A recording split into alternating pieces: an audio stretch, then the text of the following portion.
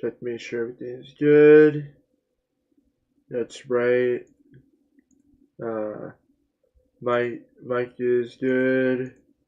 Headset's good. Now, do I have music on? No.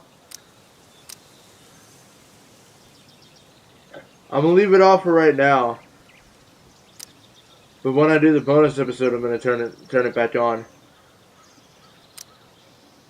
Especially because I don't know if that's the reason why it didn't play. But last time I played it, Max's dialogue didn't play at the end of the farewell episode.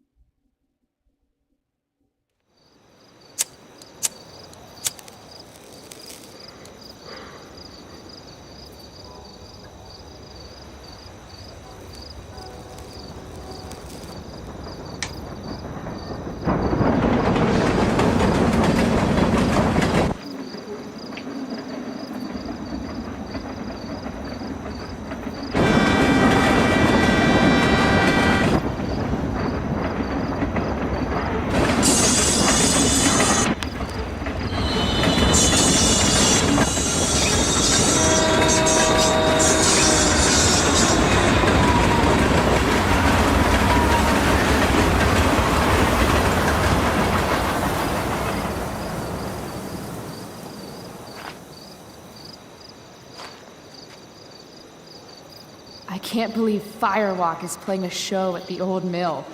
Fuck yes! Mom would kill me if she knew I was out here.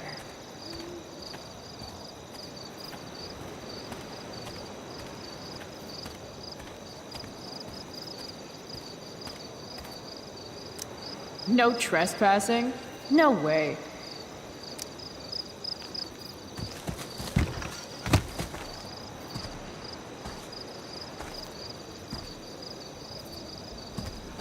Holy shit.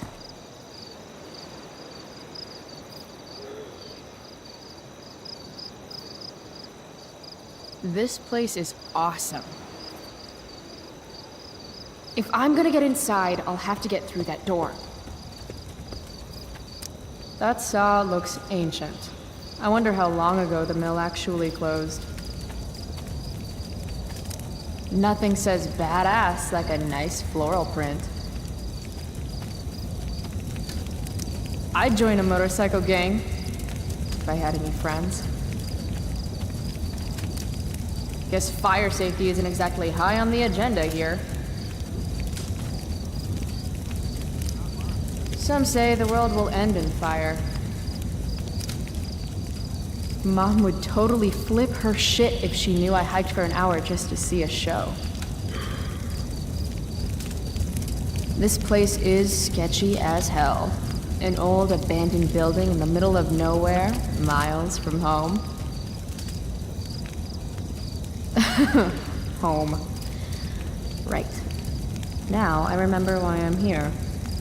Any place is better than home.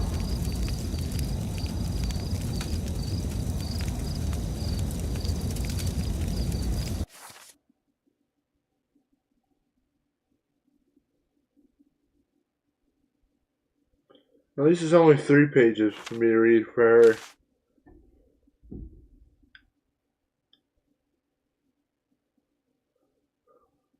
Max had like fucking 8 pages, and then just 10 minutes later, she had like 20. March 5th, 2010. Dear Max, Dad got me the stationery one day when I complained about waiting to send an email and the internet was down. And tonight I thought, hey, maybe it's time to write Max. The funny thing is I don't really know what to say because we haven't talked in 3 months, despite all my calls and texts, and not that I'm upset or anything. Fuck, there's no way I'm sending this, is there? Chloe the Unfriended. Max, now this is more like it. Here I can write to you all I want without wondering or worrying if you'll ever write back. Maybe one day when you return home and apologize for having forgot all about me and we kiss and make up, I'll show this to you and we can read it and laugh. Or maybe I'll decide that Journal Max is way cooler than Reality Max and you'll just live in here forever as my little imaginary former current best friend pen pal. Time will tell, Chloe the Journal Boss. Max, ready? So mom suggests taking a road trip next summer, and I'm like, cool, I guess. But then she starts talking about David being there. Yes, that David, the wannabe drill sergeant who swooped in on mom and I stuck around like a bad zit. David, the mustache monster for Planet Dipshit. That fucking David. Anyway, I politely suggested to Mom that perhaps it was too early to assume David would be in the picture by then, or breathing. Hey, shit happens. As you might imagine, that didn't go over well.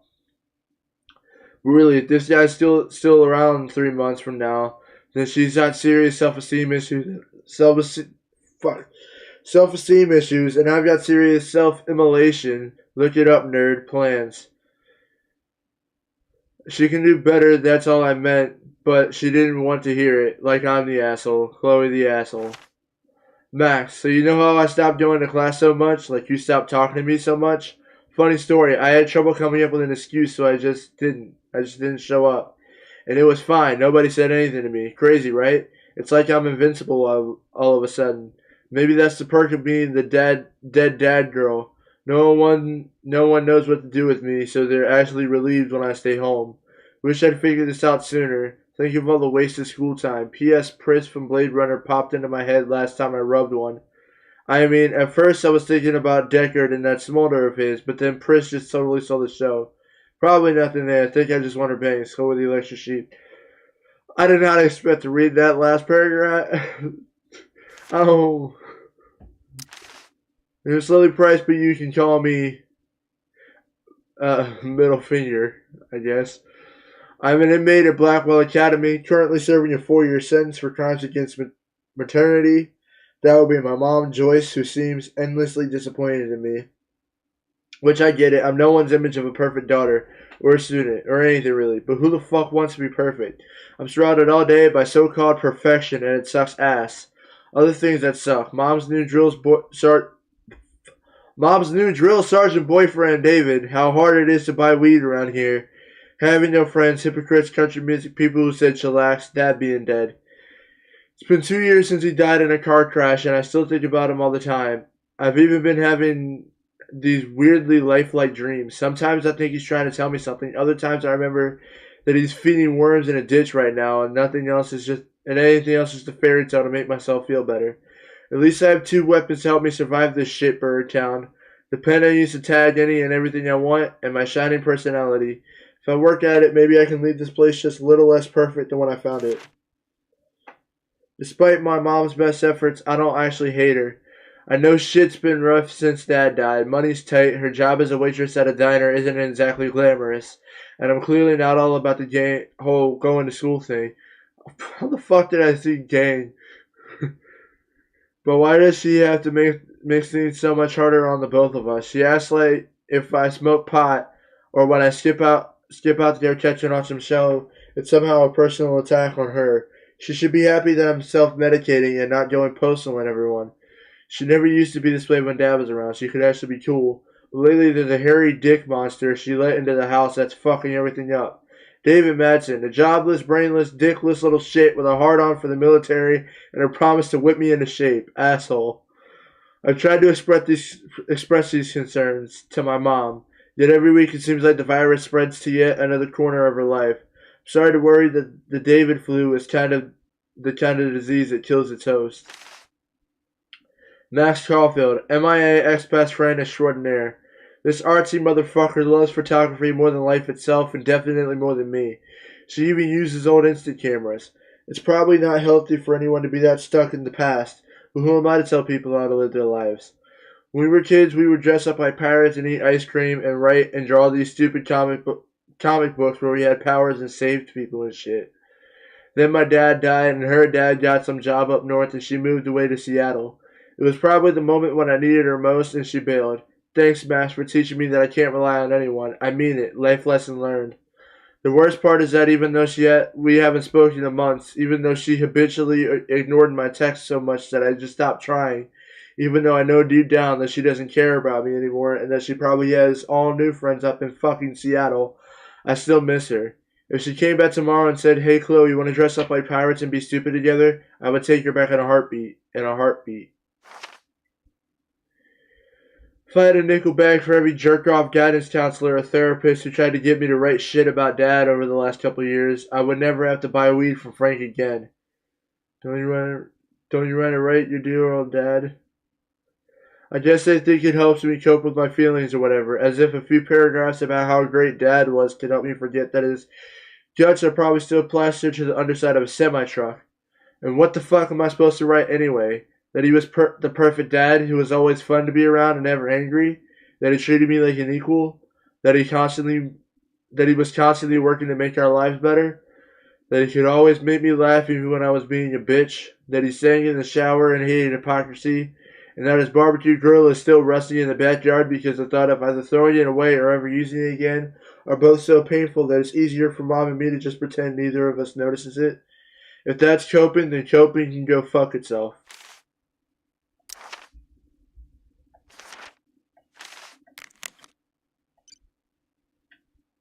Will you be joining us for supper? No thanks. Will you be coming home at some point tonight?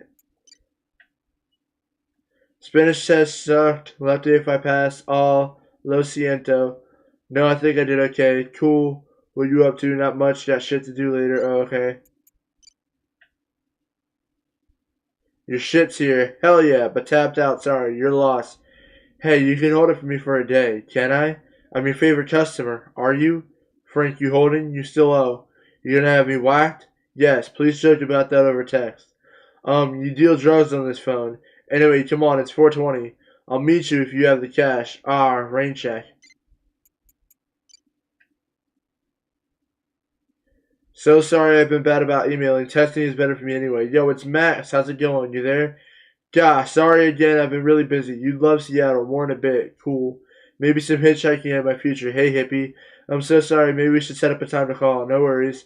I'll check my dance card. It's 7 p.m. in Arcadia Bay. What is it, 2019 in Seattle? I know, right? Maybe this weekend. Sure, anytime. Let me know. Yo, Queen of the Crickets. What's the latest? Max. I know you're bullshit. Those guys need to get a room. Or not. Damn. Mind your own business. I understand, really. And it won't ever happen. I really get it now. I do. This RV's just begging for a little street art. But if I do it here, someone will see me.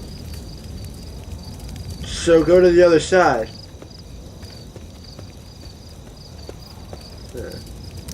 Ah, perfect place for me to work.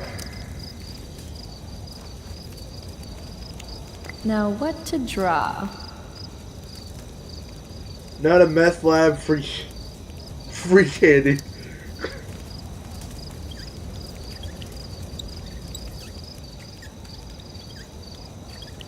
Hey kids! Free candy.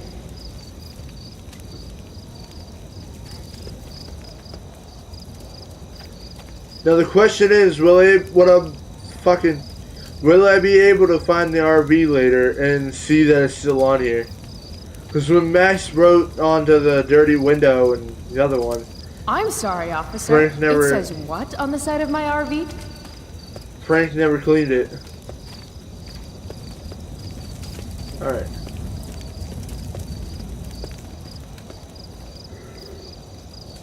I've got to figure out how to get past this guy. Help you, miss? You gotta let me in. Check it. I'm totally legit. It's not a bad fake, kid, but you're in over your head here. Do yourself a favor and scram. Well, it said say Utah driver's license. I thought Arcadia Bay was in Oregon. Can't let him push me around. Should I go back and stand up to him? Or can something around here help me convince Again? him? What do you want, kid? Sorry, the Bat Talk Challenge. I have to convince this doorstop that I'm not giving up until he lets me inside. Bat Talk, you use arguments and insults to get someone to do what you want. Don't you remember what it's like to be a teenager? I just want to see the band. I thought we went over this. Isn't it past your bedtime? To succeed, pay attention to what your opponent says. Then pick a combat that reflects their words back at them. Aw, isn't it past yours? Real cute. But I still don't know you.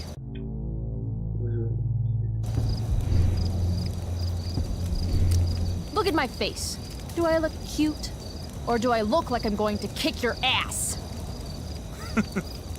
Okay, kid. I get it. You're tough. Maybe I am a kid. Because this place looks like a damn playground to me. A girl like you? I can't protect you in there. A girl like you with pretty flowers on her bicycle shouldn't lecture me on what I can do. That is a traditional Samoan... Look, my boss decides who gets in, all right? Is your boss your mom? Follow up. Do you live in your boss's basement? You're not accepting no for an answer, are you? Nope. And you really think you can take me? Yep. What if I had a knife? No problem. A gun? Don't care. What if I had... You could have a flamethrower, an army of robot ninjas, and a motherfucking dragon on a leash in there, and I'd still kick your ass. I give up. You're all right, kid. Go on in.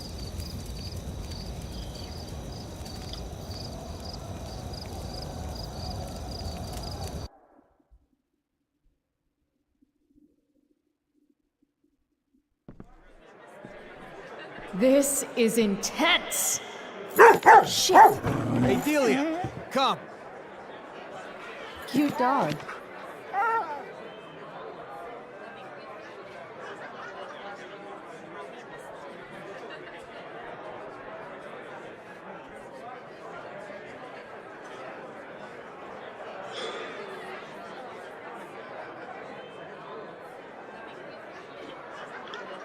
Just follow the lights and the sound. Can't wait to get in there and thrash. What's her name? Delia.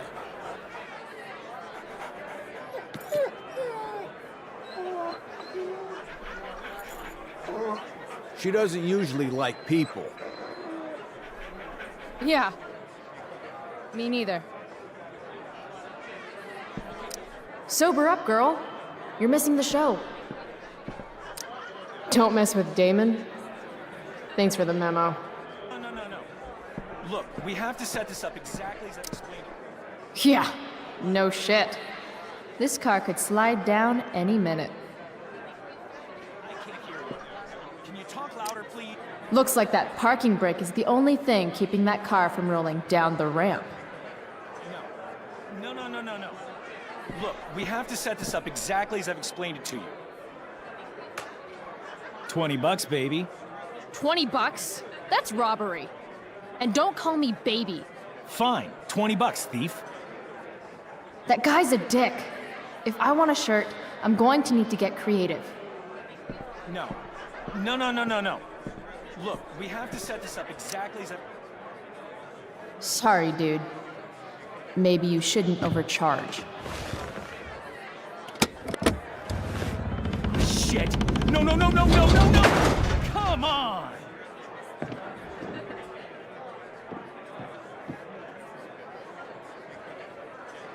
Thanks for playing, dick. Oh, yeah. Sweet victory.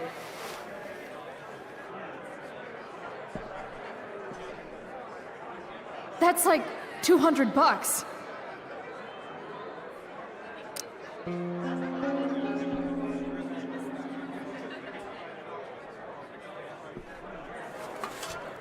Holy shit! I'm rich! Nothing sadder than a neglected bong.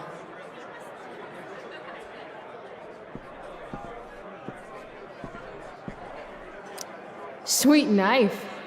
Just like the one my mom refused to get me for my birthday. Sketch Central. Cold beer, free for the taking.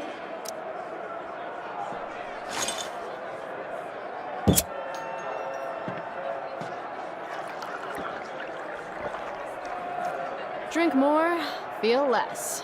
Yes, please.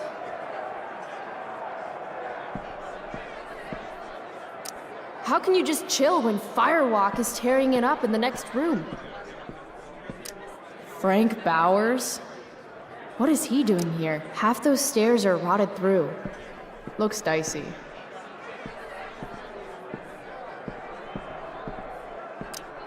No thanks. I try to avoid hepatitis when I can. Classy.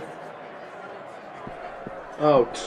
I didn't even see what the poster was. I just saw the poster there. Yo, Frank! Hey! Chloe? I know your name, you idiot. You bought pot for me every month for a year. Look at that getup. Studs. You're trying too hard. What are you even doing here? I'm here to see Firewalk, man. They rock. How'd you even hear about this little shindig? God, the internet. How else? Seriously? Fucking kids. Okay, so you holding? I could definitely use something to take the edge off. Of course. As soon as you give me the $175 you owe me. Toss in a dime bag and we'll call it square. Hey! What are you waving around this kind of money here for? You really don't think before you act, do you? Nope. So where's my pot? No more loans. I'm not your fucking piggy bank. You're a good man, Frank. No. I'm not. Now beat it, Price. You're cramping my style. So, you come here a lot, or...? Yeah. Right. It's cool. I'm really glad you approve. I'll see you later. Whatever.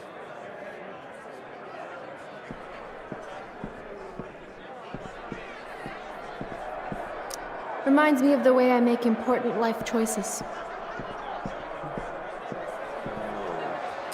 Graffiti everywhere. I think they missed a spot.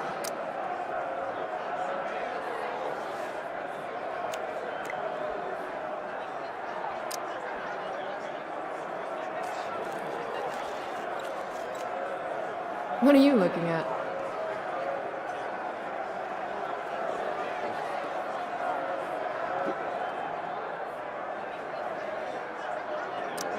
$300 dock workers laid off, their pensions canceled? God, Prescott's a real tool. That's totally me in 5 beers. Okay, 3.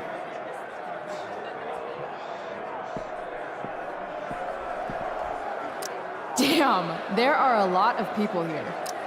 Here we go.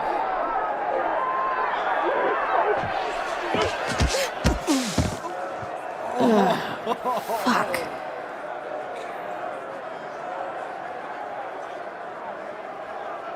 Hey, you okay? I'm fine. Relax. You bumped into me, remember? Fuck off, man. Hey, you don't know who I am, do you? No. And I give 0 shits. Hey, let me know how that works out for you. Bitch! All right. Mosh pit is a no-go. Fine. Maybe I can get a better view of the action from up above. She returns. Did you see that guy I ran into? Acted like I was supposed to know who the hell he was. Ah, yeah. I know him. He works for Damon. Damon Merrick? I see you've heard of him. This is his place. Damon's a friend of mine.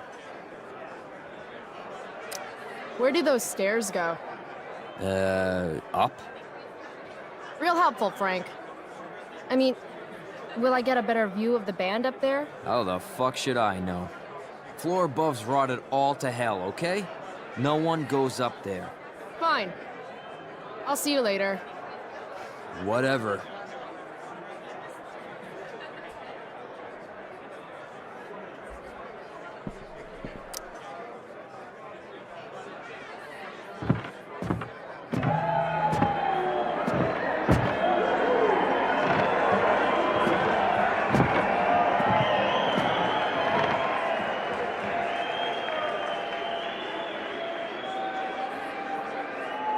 Fuck, yes! Finally made it! I can't believe it!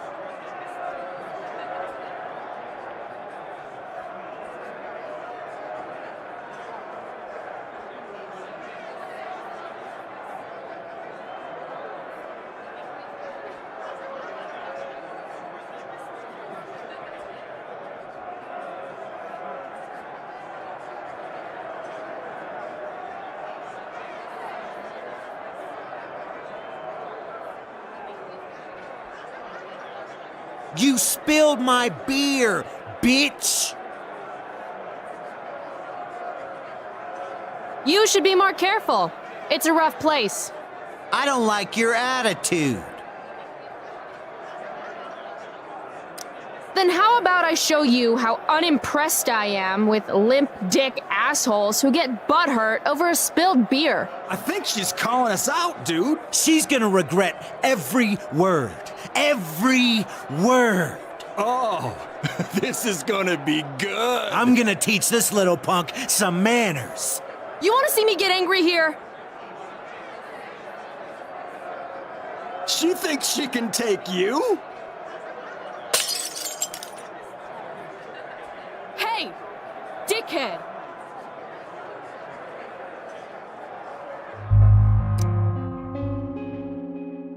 Ah!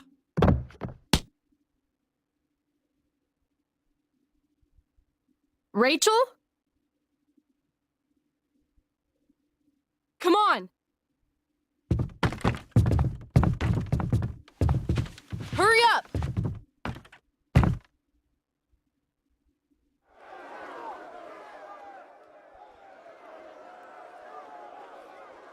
Let me go, Frank. Not gonna happen. Calm down. Come on, man. Walk away. Screw this. This is bullshit. Get the fuck out of here.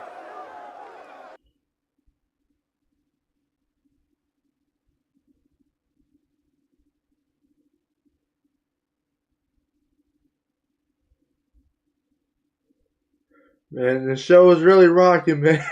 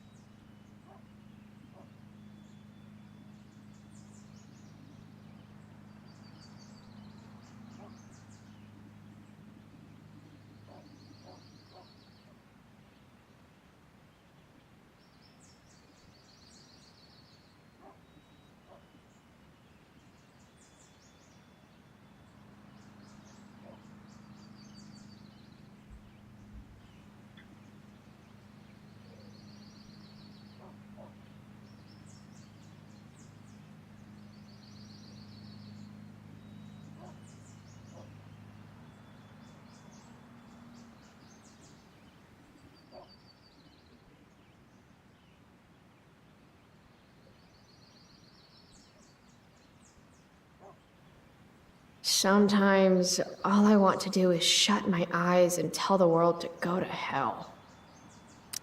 Daily rituals are important, even when they involve writing unread letters to friends who have forgotten you. Max the loser. Yeah, that's right. I called you a loser. Want to know why? Because you weren't at Firewalk last night. Even Frank was there. He's my dealer. Or Mom, if you're reading this, he's my dealer and you should be reading this. It was maybe the greatest night of my life. I hiked to this old mill using the train tracks and verbally abused this dumb bouncer until he let me inside. Firewalk was the shit. Who knew rages like that went down in little old Arcadia Bay? Fuck Seattle. Plus, I have a sweet ass black eye for a souvenir. No big deal, but there were these two asshole CB guys whose manhood I wrecked. Oh yeah, and I got rescued by the most popular girl at school. How was your night, loser? Firewalk plus Chloe's greater than Max. But drug dealer Frank Bowers is actually pretty chill. He likes to act like he's a tough guy, and I have no doubt that he's done a few messed up things over the years. But to me, he's like a scruffy dog. The tougher he tries to come off, the cuter he seems. I've been buying weed from Frank for close to a year. I almost never have enough money to pay him, and he always tells me, "It's the last fucking time, Chloe, I'm not your fucking friend." Then he always gives it to me anyway. Like I said, guy's adorable. Of course, if I ever did anything to actually get on Frank's bad side, he might not seem so cuddly anymore. I hear Frank rolls with some dudes who are into way darker shit than keeping high schoolers medicated. But it's hard to imagine Frank getting mixed up with anything really bad, but I guess you never know. For now, I'll just keep hoping that Frank is even worse at remembering who owes him money than he is at being intimidating.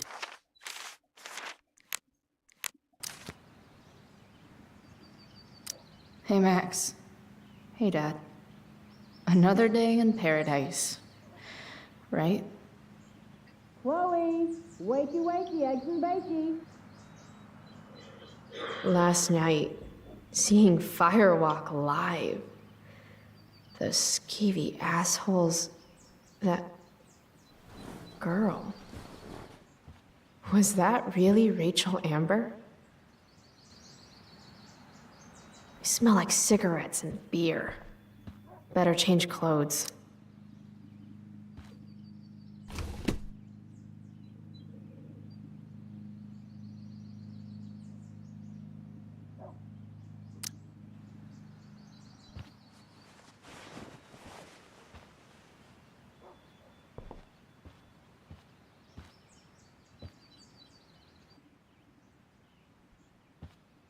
Not shit.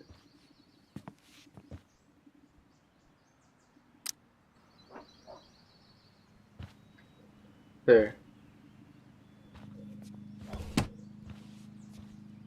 Can't leave without my vitamins.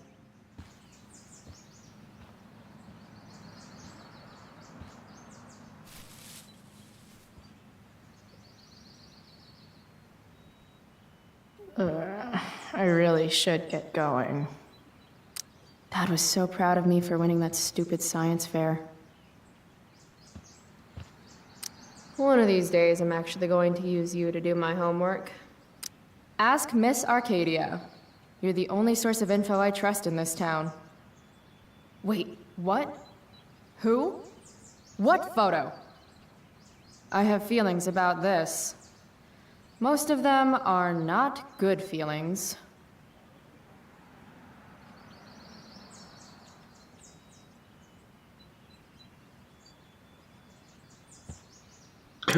That really was Rachel Amber. And she saved my life. How was last night even real?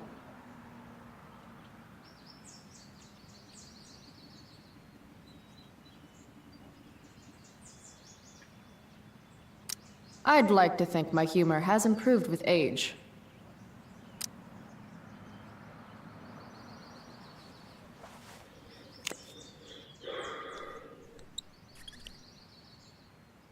Better living through chemistry.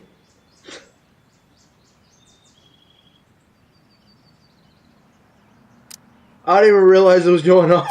I'm perfectly capable of waking up without you, you know. Eventually. Wake and bake is part of a healthy breakfast.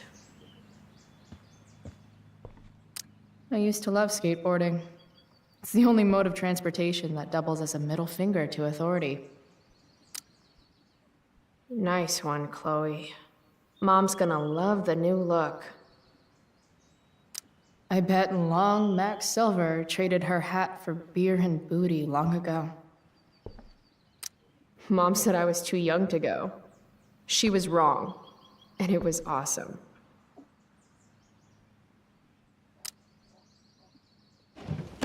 As awesome as some of those shows with Elliot were, they were nothing compared to Firewalk last night. Like that. Happy 2-month anniversary, Elliot.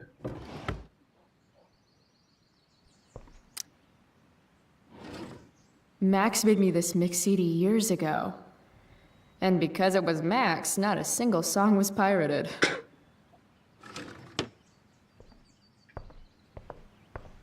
Fun fact. Shark babies eat their siblings in the womb. Maybe that's why I'm an only child. Used to dream of riding a unicorn as a kid, but then all the unicorns died. No more unicorns, no more princesses, and no more fucking rainbows. Words of wisdom, don't fail me now.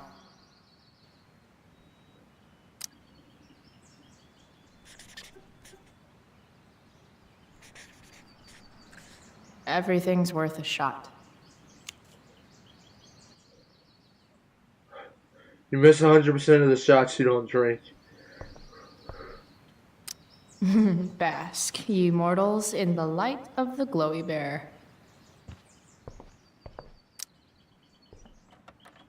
Shit, where's my phone?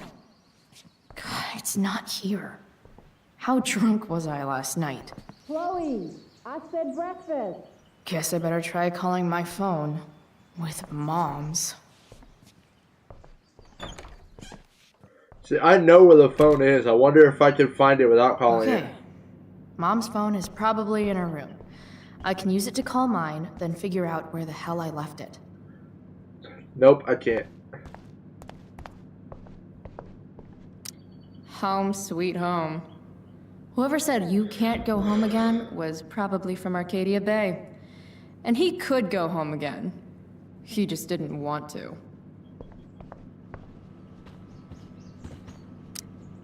Mom's finally making her bed again? I guess that's a good sign.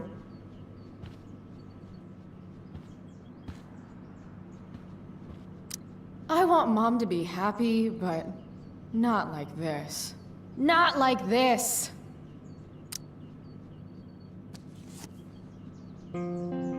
Sometimes you have to get knocked down lower than you've ever been to stand up taller than you ever were.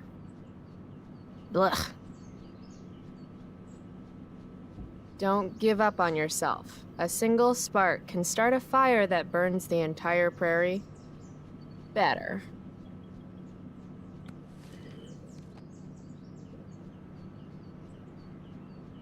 Nope. The heart can only take so much. It's weird that Mom's always hoarding these old catalogs. It's not like we have any money.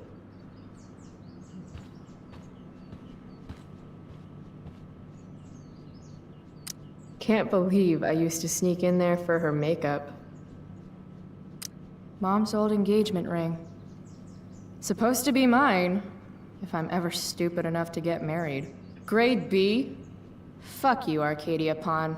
Wait, Mom's selling her engagement ring?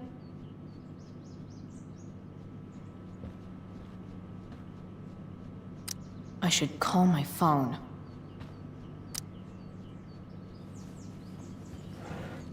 Oh! Ah, Mom!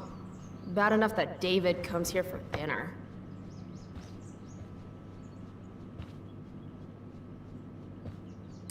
I made this for Mom when I was like 10 years old.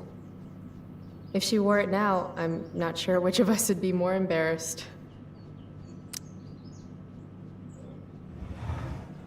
I hate that she hides all our old pictures of Dad. What's the matter, Mom? You don't want Dad to see your new boyfriend?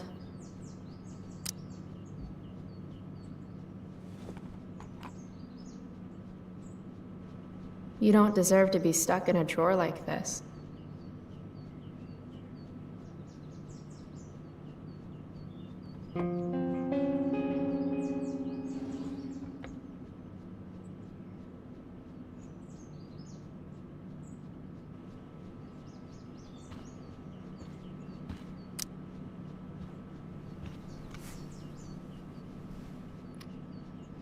How can Mom look at this every day and not see what a tool she's dating?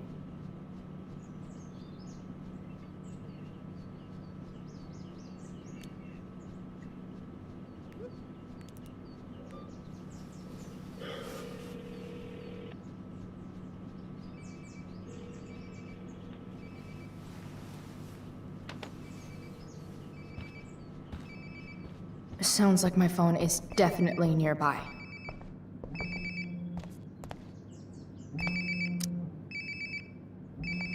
There we go. Wonder how many calls I've missed.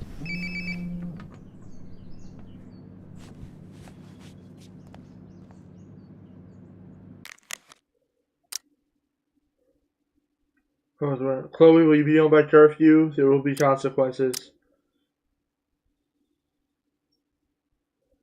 Okay, you finished the gym homework? Nope, dude, that's the third time. I already know everything. Chloe, breakfast. Bring my purse down with you, please. Yeah, okay. I think I saw Mom's purse in her room. No, it's in her room, I know.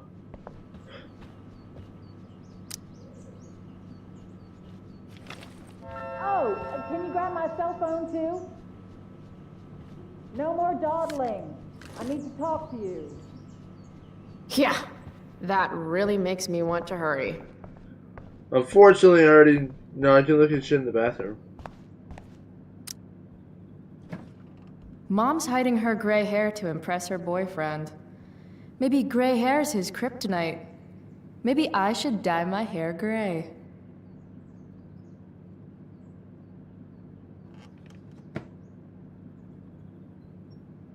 Great job, subtitles. The preferred towel of Captain Bluebeard, scourge of Arcadia Bay. Okay, now I've looked at everything I can look at. Coming, Mom.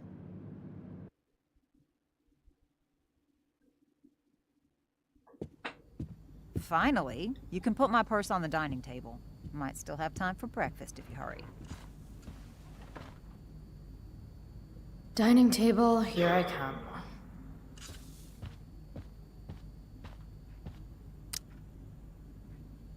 Chloe, I don't have all day. Would you get over here already? I should see what Mom wants before she strokes out. Wow. Sean Prescott's son Nathan goes to my school. Sounds like the apple didn't fall far from the asshole. Feeling trapped? Right there with you.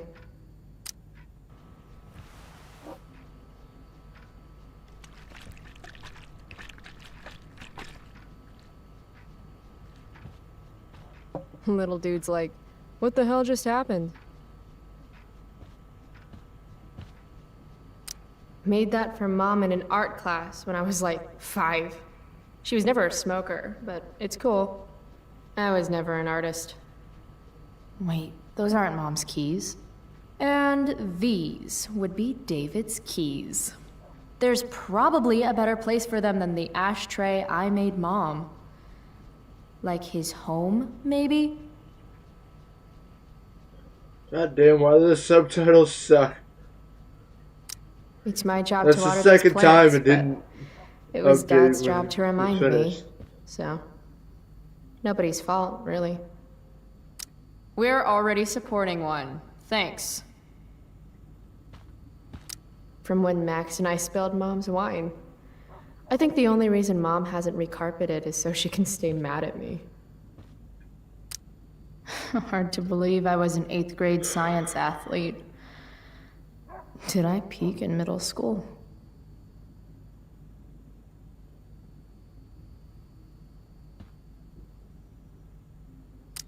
Family pic used to hang here.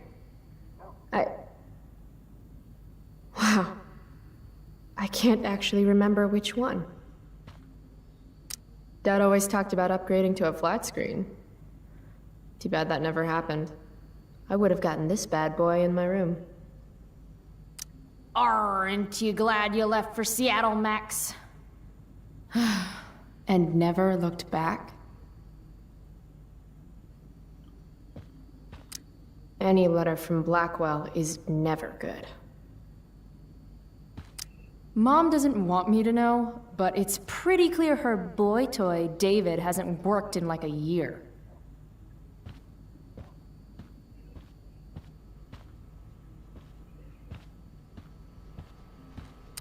Got Mom's purse, still exhausted. Better not do any more good deeds today. Dad took these photos. Now that David's staying over so much, I wonder how long it'll take Mom to shove them in a drawer somewhere. David's here so early. Mom calls him just a friend, but look at him. He's pretending he didn't just spend the night. And you never saw the condoms, Chloe. You never saw the condoms.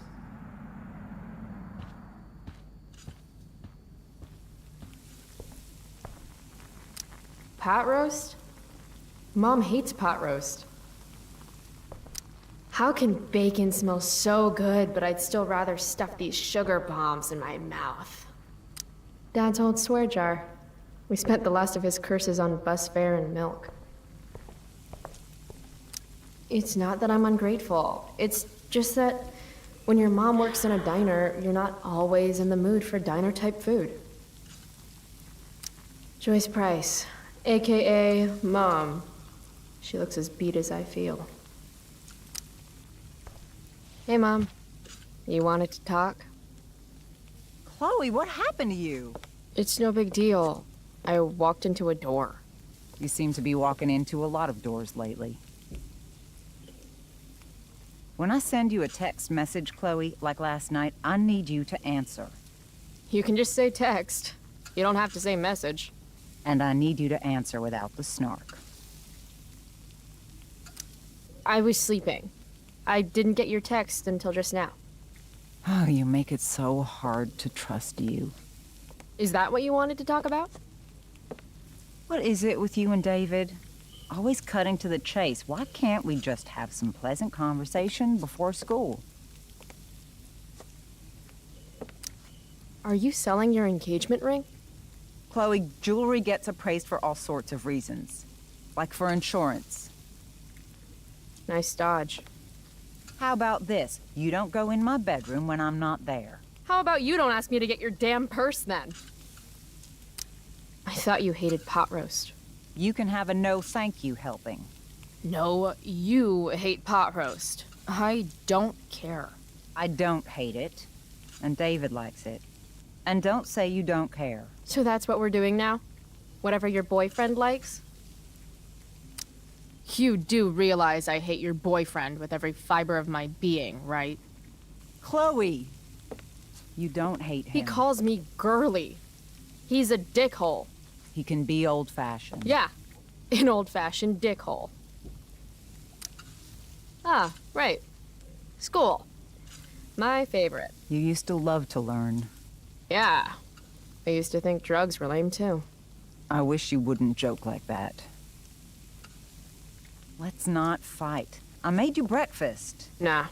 I'll just grab something later. Oh, you'll enjoy this.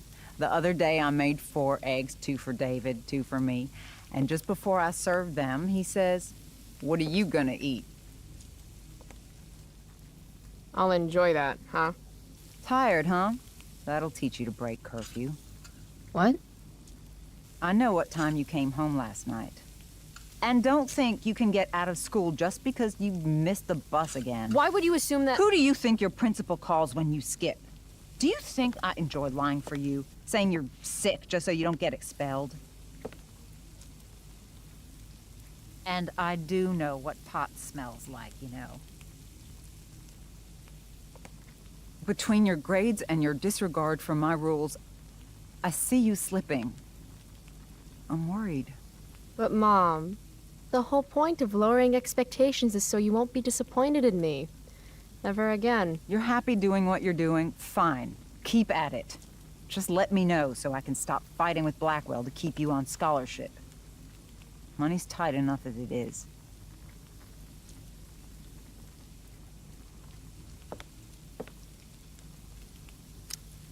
Maybe David should start paying rent. He spends the night often enough. How would you know? You're never here yourself. David thinks you need discipline. David should mind his own business. I think it's great David's taking an interest. He's a good man. Maybe he can help.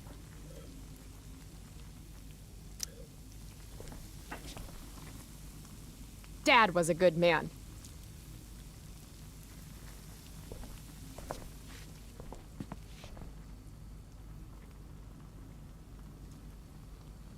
Why is this dialogue just not fucking playing?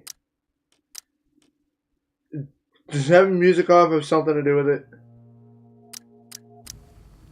No. Okay, then maybe that wasn't the problem last time I played the farewell episode on here. I don't know. All I know is what the fuck. And sometimes, when we're incredibly desperate and lonely, we choose the absolute wrong kind of people to let into our hearts. Mom. David's had some hard times too, you know. If he's kind enough to share his experience, I expect you to listen. Like I'd let him get within 15 feet of me. When he takes you to school today. Very funny. You will be nice, you will be respectful, and you will say thank you. Are you serious? This is such... What, Chloe? Such what? Mom's trying, I guess. Maybe I should too. But what's the point in getting along if it means pretending everything's fine when it's not?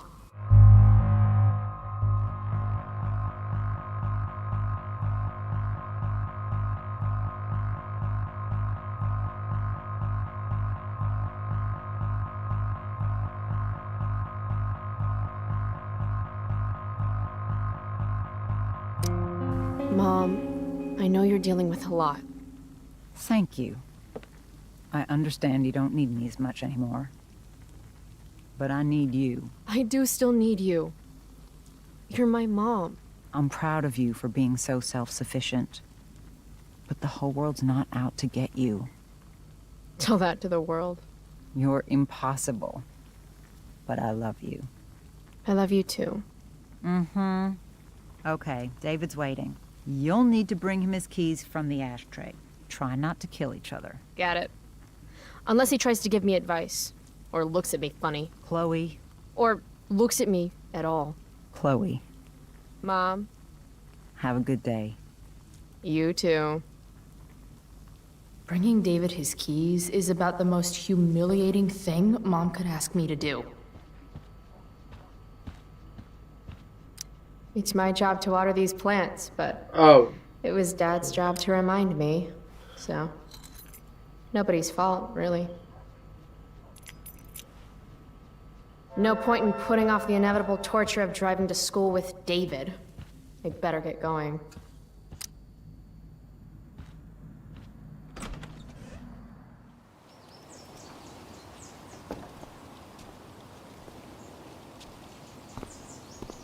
What a piece of crap. The car, too.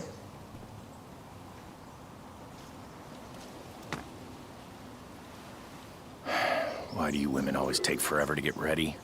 We're hoping you men will leave without us.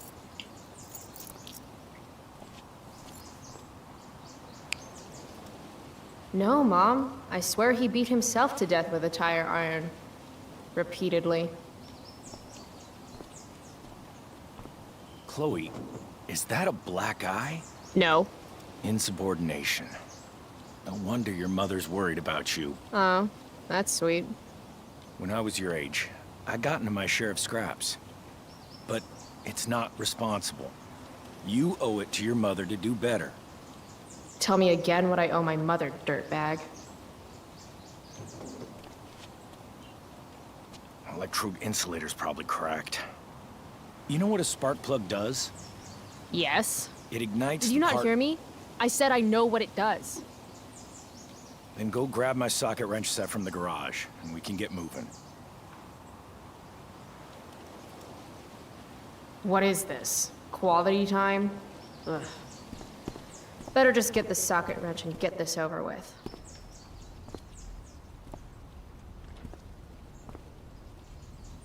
What's David doing, leaving stuff in our garage anyway? Does he think he's moving in or something?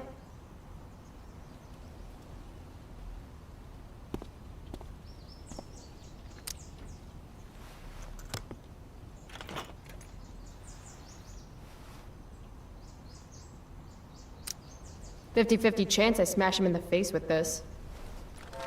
60-40. Maybe 90-10.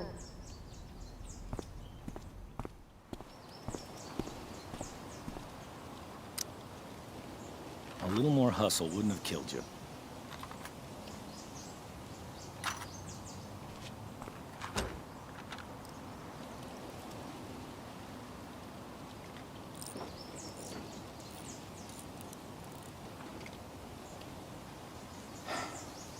See what's gunking up the works there? That's a sign of Carbon deposits? No shit. You know, you could actually be good at this if you lost the attitude. My attitude is what makes me special, David. All right.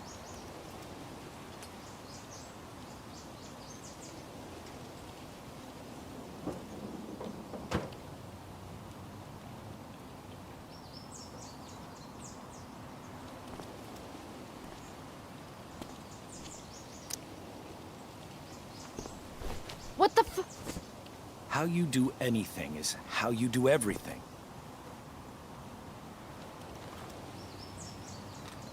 Now I need a shower.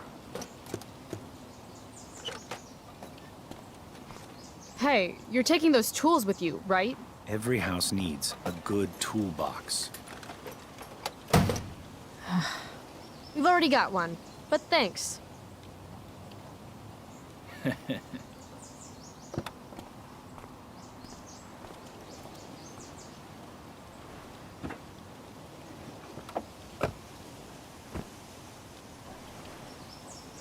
Ready to roll? Please don't want to talk. Please don't want to talk. I want Please to don't want talk to. to you about something. Fuck. We don't have to like each other, but you will respect me.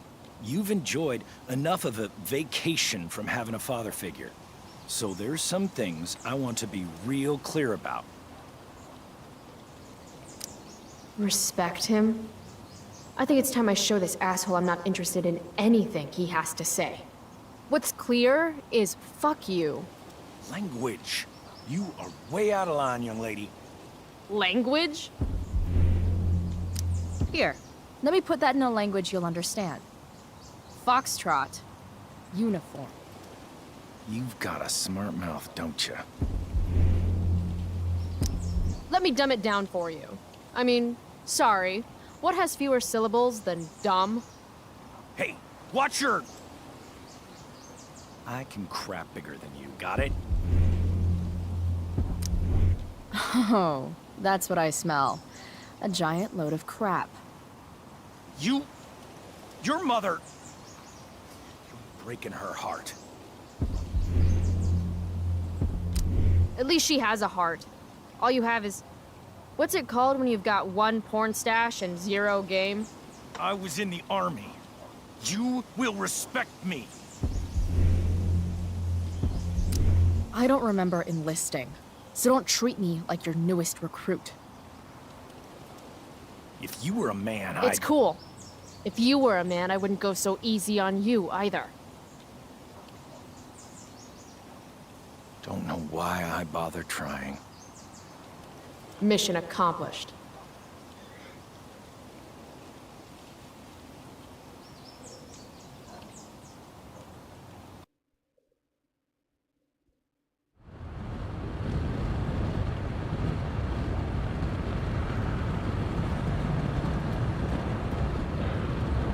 Country music?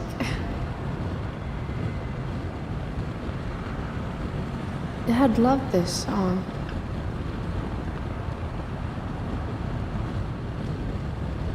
I just called to tell you that I miss you, my old friend. Burning the midnight oil again.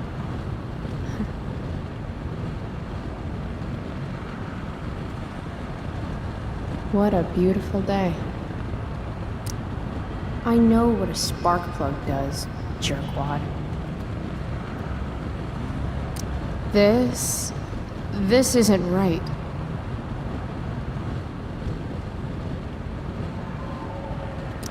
If Mom were here, she'd tell him to turn that junk off. Dad, turn it up.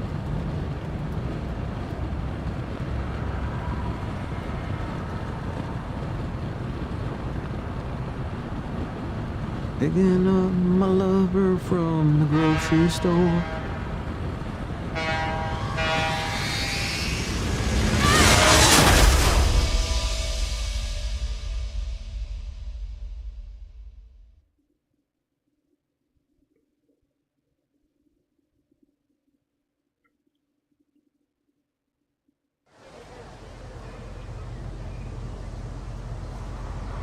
Hey, The hell? out of the car, Chloe. You're gonna be late.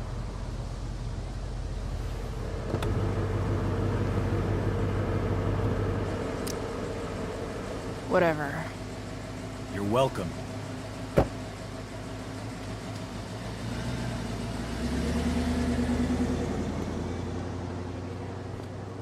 Hello, Black Hell.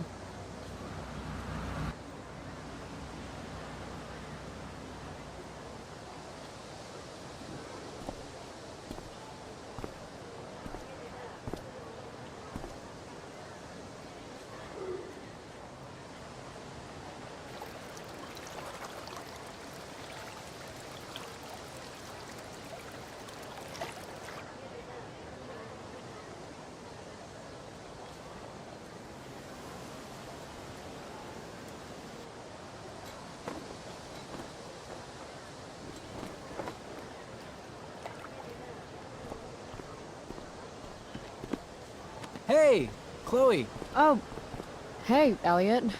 Wait, what happened to your face? Do you need to go to the nurse or something? What? This? You should see the other guy. Guess it's true then. I heard you had a hell of a night.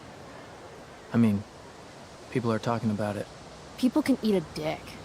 Even social media haters can't ruin how awesome last night was. So, how about The Tempest? Blackwell Theater at its most pretentious. Yeah, totally. I know it's gonna be lame, but I was thinking, do you want to go together tomorrow? I try to make it a rule not to go to school any more than I have to. But sitting in the back row and making fun of the drama kids might not suck. Right? That's totally what I was thinking. All right. See you in chem. Yeah, for sure.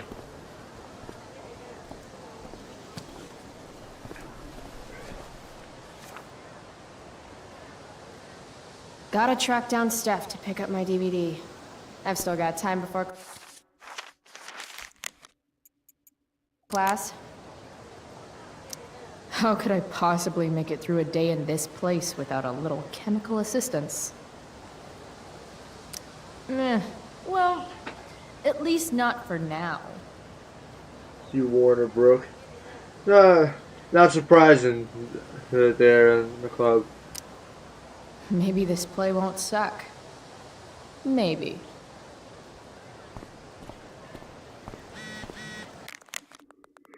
Who's the pretty names, Mikey? Thanks on my way. Oh, Carrie Price! It's Chloe. Oh, right. I'm just teasing. People have been taking me so seriously since I won the Beacon's Young Artist Award for my photography. You don't say. Between that and the Vortex Club, it's hard to keep people from putting me up on a pedestal or whatever. But you know all about that. What, with Rachel Amber?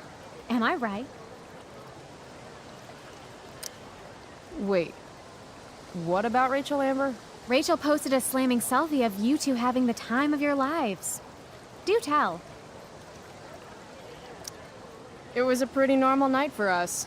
A little music, a little dancing. We murdered a guy. You are so funny. Oh, seriously, though. I didn't realize you and Rachel were such BFFs. We're really not. So, what's she into? You know, what's her thing? Is it drugs? I'm not judging or anything. I figure if she's hanging out with you, she must be into some effed up shit. You know? Seriously, I don't know why you're talking to me about Rachel. Oh, everybody loves her. Little Miss Perfect. So you're jealous of Rachel Amber. That's what's happening right now. Gotcha. Oh, God, I don't have time for this. I didn't even finish the chemistry assignment, and you're being you. Ugh.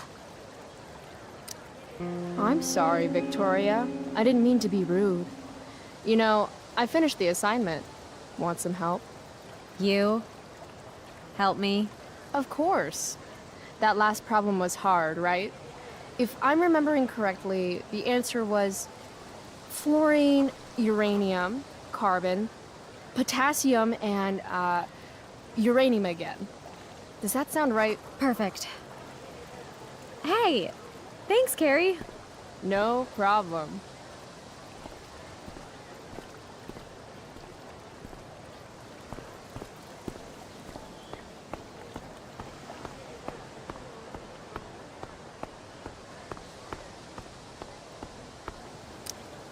Huh. Weirdly, that makes me interested in walking on the stage.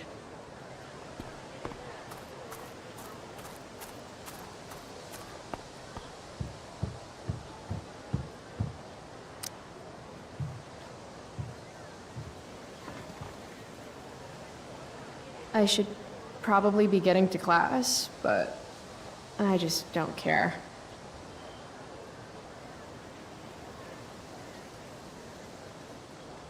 Did last night really happen? The internet says it did, but I still can't believe it. Rachel Amber.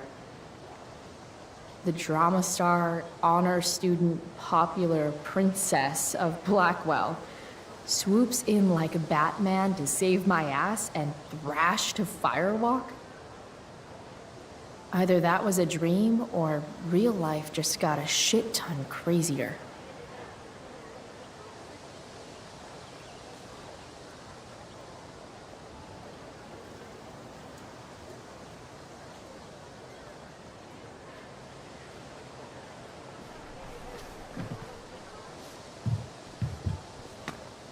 Principal Wells. Hey. Stay cool, Chloe. You've got a marijuana-flavored bag of expulsion in your pocket. Chloe Price. Is that a black eye? Yep. I hope you know that Blackwell provides confidential counseling services for all our students. We are a safe space for any issue. I'm good. It's the other guy who needed a safe space. From me. You never fail to conform to your reputation, do you? Miss Price, the sign clearly says do not walk on the stage. Such disregard for your fellow students' efforts won't alleviate your record of major infractions. I swear to you, I did not walk on that stage. It was more of a saunter. Do I look amused to you? I don't know. I've only seen you with one expression. That's the one. Perhaps you will find me less amusing if I mention the various allegations I've been hearing about your drug use. You know Blackwell has a zero-tolerance policy. And yet if my olfactory sense does not fail me, I'd say you've recently been exposed to marijuana smoke. Shit. Do I have to initiate a search of your person in order to establish the veracity of these allegations, Miss Price? That's what I thought. I'll look forward to seeing you in my office after school today. How does that sound? Wells really has it out for me. I have to convince him it's in his best interest to back off. Actually, sir, I'm gonna go with no. Ah. Oh, so fuck. you're going to mouth off to me now, yes? And here I thought your well of witticisms had finally run dry. Sir, my well of witticisms runs so deep that you would get trapped at the bottom and never make it out alive. Jokes? In my experience, that's how the guilty cover up their infractions. How did you become principal without learning the Constitution? The Fourth Amendment, illegal search and seizure? We are a private institution, and policy allows me to search all students on the premises. Hey, honesty is the best policy, right? So I guess I should tell the truth about all the drug use going on at the school. To you, to the Beacon, to anyone who asks. I'm sure we, do not need to make so public an issue of your behavior today. But make no mistake, Miss Price, this is not over. Ooh, goody. I love cliffhangers. Funny, just a couple years ago, something like that would have scared the crap out of me. These days, I'm at, like, the collegiate level of not giving any fucks. And I mean not any. I walk where I want, when I want. Don't forget it again, Wells. Walk all over this bitch.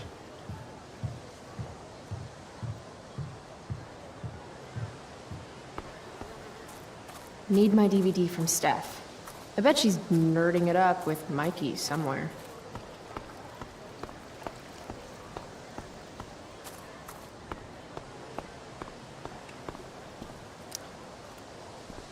Damn, girl. That eye looks sick. What's going on? Hey, out of the blue question, what do you think of Rachel Amber? She's amazing. If you're into chicks that are hot, smart, and hot. I mean, she helped me out a while back. I was failing algebra hard. I believe you. Check it. After I bombed my midterm last fall, she tutored me for the rest of the semester. And then I crushed it. C+. Huh. Last night, I scoped out this crazy party at the old mill up north. Kind of a DIY thing. Wow, no shit. I thought that place was like meth central. My cousin met this hooker there. Whatever. It was cool, okay? You wouldn't understand. All right. Guess I'll see you in class. Word.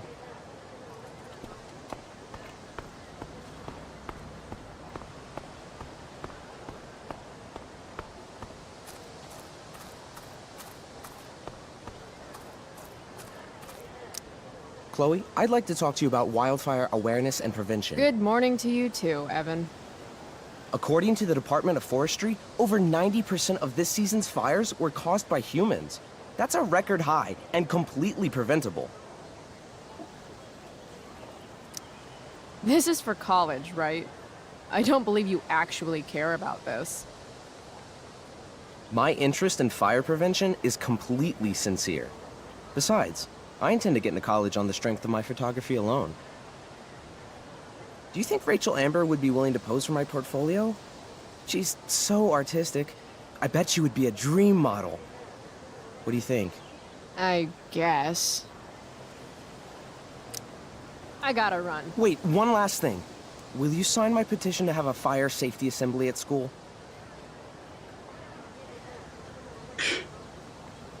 I mean, that'd be the first actual signature when it says Principal Dix and whatever the other one was. Sure. I love assemblies. Some of the best naps of my life. Wow, thanks. I did not see that coming. You being, you know, interested in complicated issues, helping out with the public. Do you want me to change my mind? No. How seriously am I taking this right now? Smoke weed, D-Bear.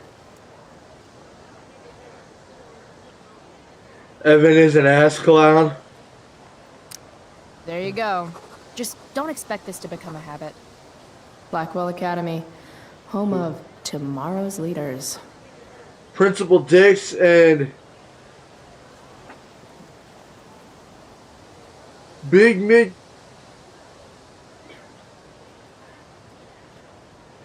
Big something balls. What? caring about important issues?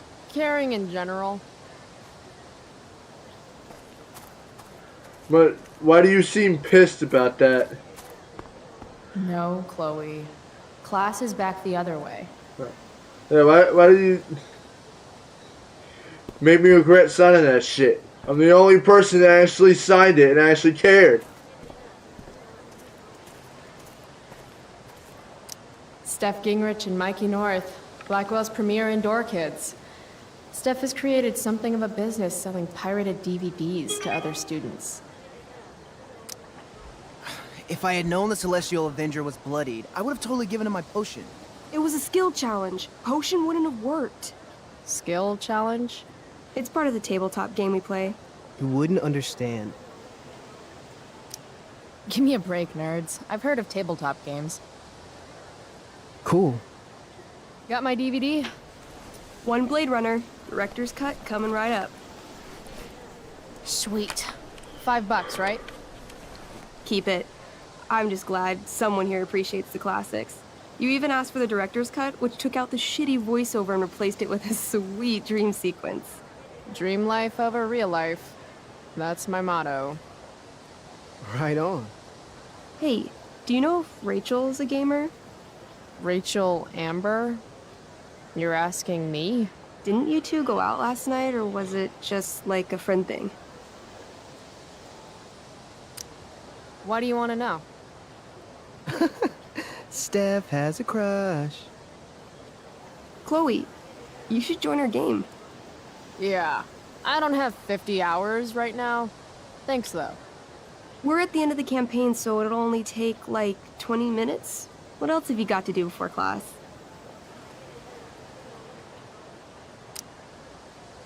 What the hell? Game on, nerds. Here's a character sheet. You are an elf barbarian. Are you insulting me in some obscure nerd way? Think about it. An elf? Like skinny and kind of weird, but also a barbarian, so like really angry. In other words, Chloe Price. Wow, you two are a riot. All right, let's get started. You are both famous heroes in the kingdom of Avernon, a once peaceful land, now laid to waste by the bloodthirsty raiders of the Black Well. Alone, you have fought your way through the raider camps, seeking their warlord leader, Durgaron, the Unscarred. As you enter the final camp, bloodied and weary, you see your fellow hero approaching from the opposite direction. I raise my staff to you in greeting. I am Elamon, Wizard of the Third Circle, foremost advisor to King Tiberius, and sworn defender of Avernon. Introduce your character. Yeah, okay. I'm an elf barbarian named,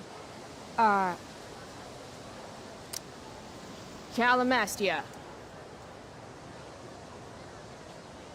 Super into it. Not bad. The two heroes. Hold on. Elamon narrows his eyes at the elf in front of him and says, I am here to defeat Durgaron, the Unscarred. In the name of King Tiberius, what makes you think you are worthy to fight alongside me? I once stabbed a guy in the chest with a sword, and it went all the way through and killed the guy behind him, too. True story. You stand at a three-way crossing. To your left, the raiders' training ground. To your right, their prison camp. Straight ahead, an enormous, ostentatious tent that could only belong to Durgaron, the Unscarred. Which way do you go? Straight ahead, right? We're supposed to kill the dude. Elamon frowns. The raiders could have some good loot at the training ground, and surely it is our duty to free all those prisoners. Your choice, newbie. Where do you wish to go? Guess it's time to free some peeps. Let's go to the prison camp. You behold a field of standing iron cages, each imprisoning a human villager, calling out for you to free them. Only a small, elderly dragonkin is keeping watch. He notices you.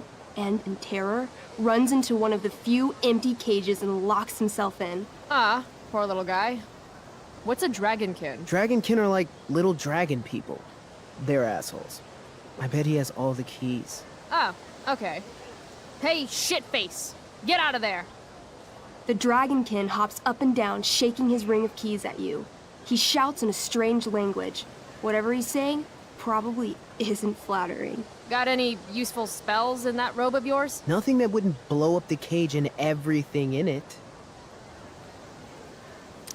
Intimidate. That's a skill I have. Can I do that? I want the little bastard to shit his pants. You can try. What do you say? Listen up, you little lizard. Unfortunately, he doesn't speak common, which means he can't— I cast communication on the dragonkin. Shit. Really? Now he can understand every word you say. Fortunately, I can't cast communication. Time to work Shit. some real magic. So this is called a skill challenge, where you try to use— Oh, I know what this is. I grab the bars of the cage and lean in, nice and close. He steps back, his scaly skin quivering in fear. What do you say? I wiggle my hand. Hey, dragonkin guy. Want to become my meat puppet? How it works is I shove my arm up your ass into your head, and then I can control your mouth from the inside to say things. He doesn't seem to like that idea. Neither do I. The dragonkin pleads with you. Please don't harm me, tall one, but I cannot give you key. Durgaron much taller and meaner than you.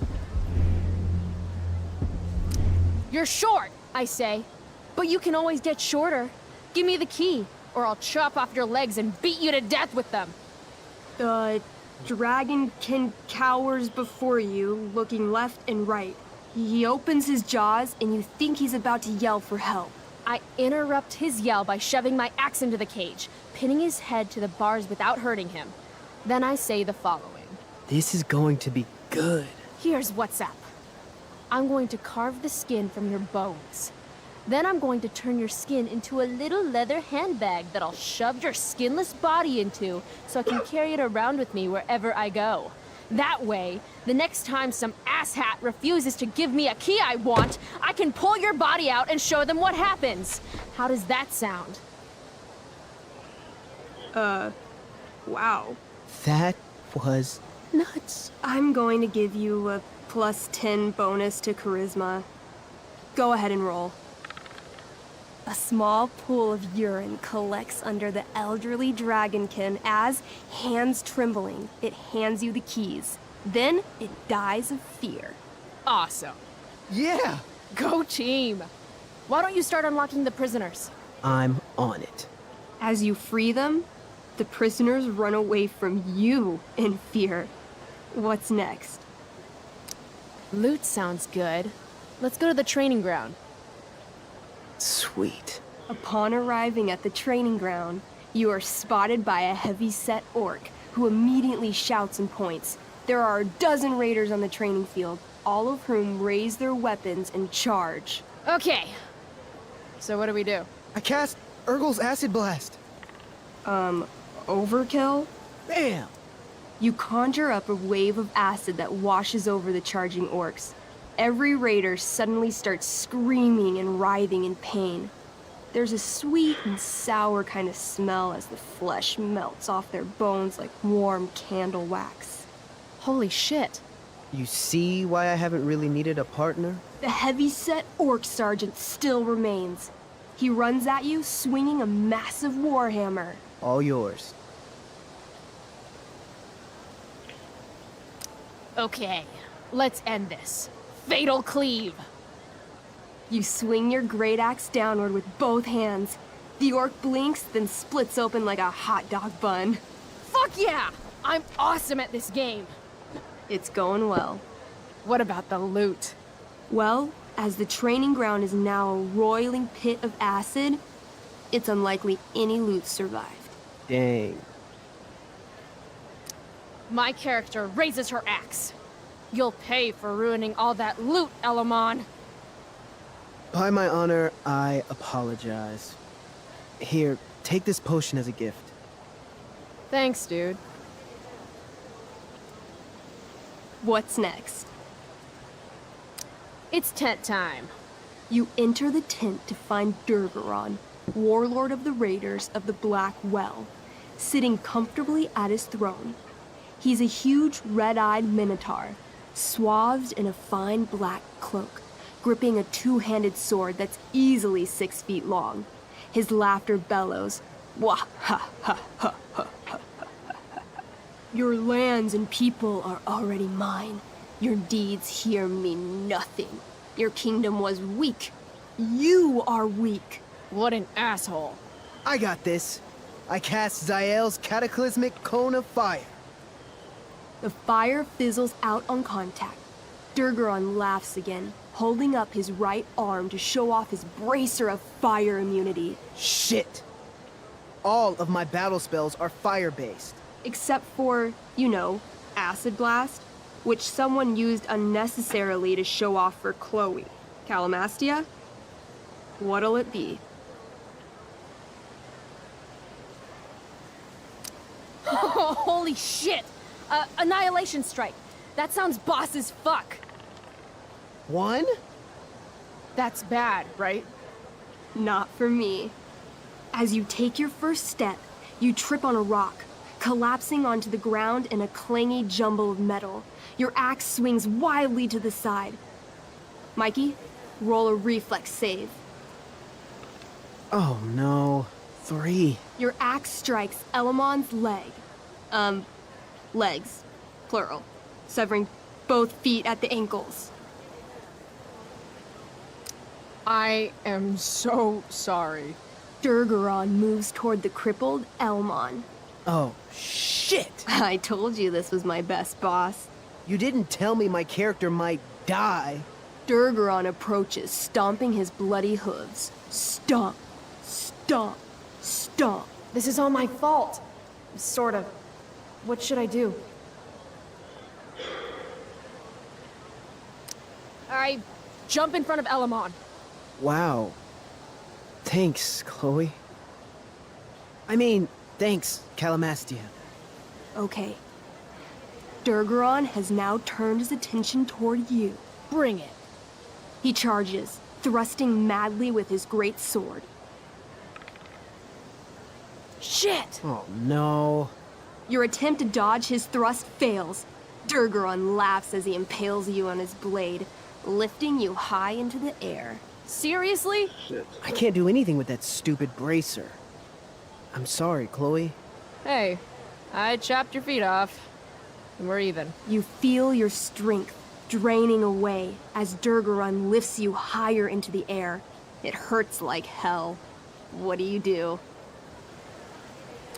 I bring my axe down onto his arm.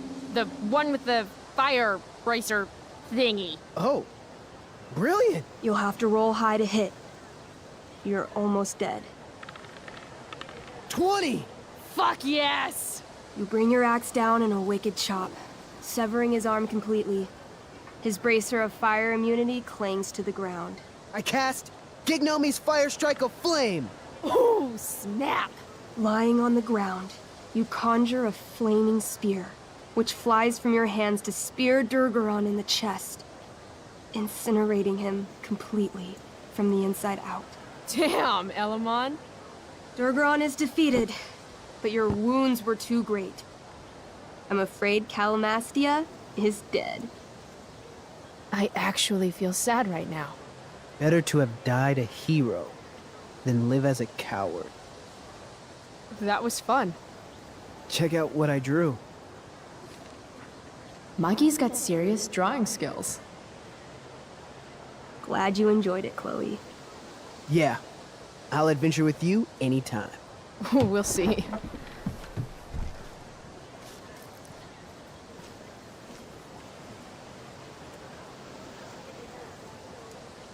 DVD, check. Next stop, chemistry class. Joy.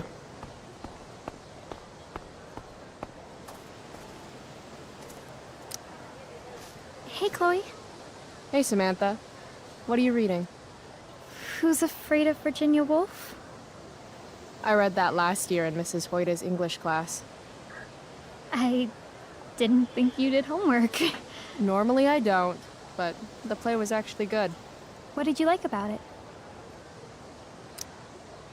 The story is about how relationships only work if people are willing to lie to each other.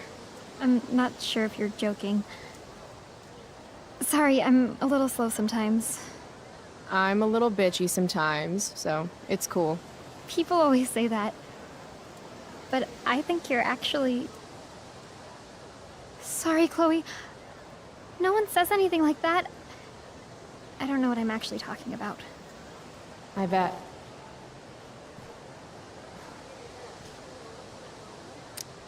I really didn't mean anything.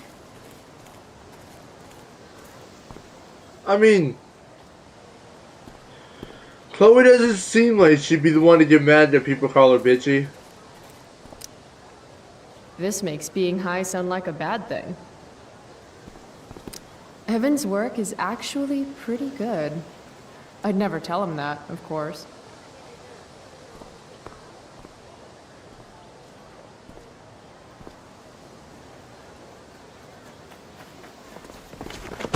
What the hell? What have you got here? Twitch?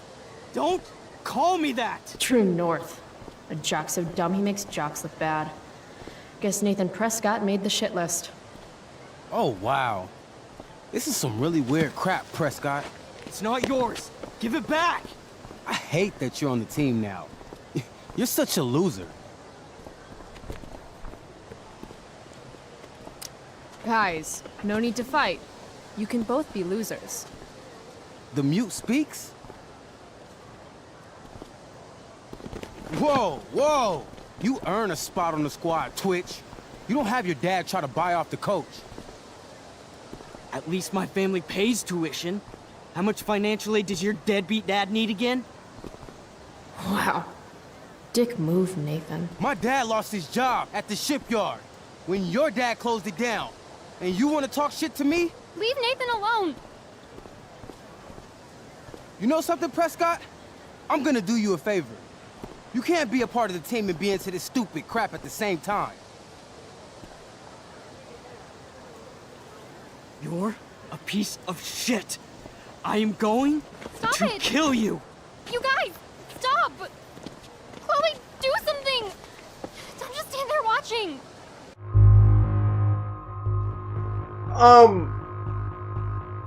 I really don't want to.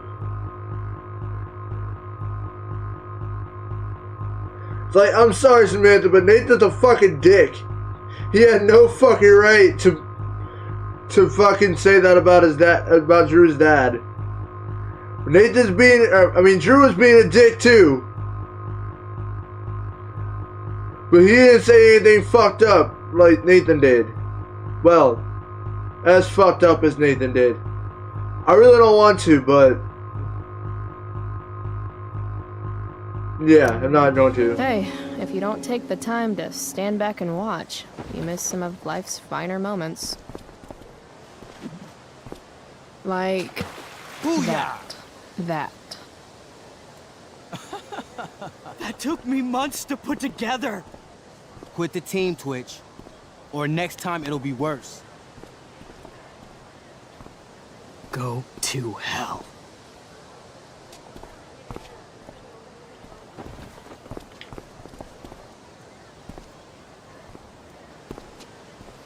You should be ashamed. Nah.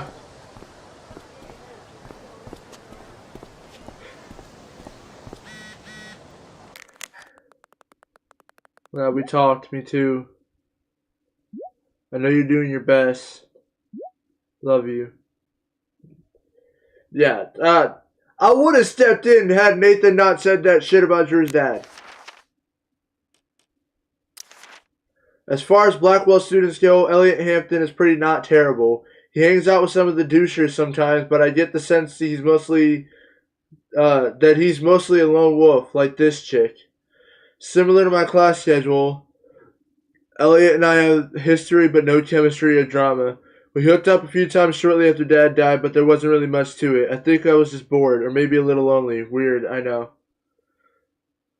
I don't always get where Elliot's coming from. He's constantly asking to do stuff with me, which is nice, but I'm not sure we have that much in common anymore. Seems like when we talk, it seems almost like he's studying me.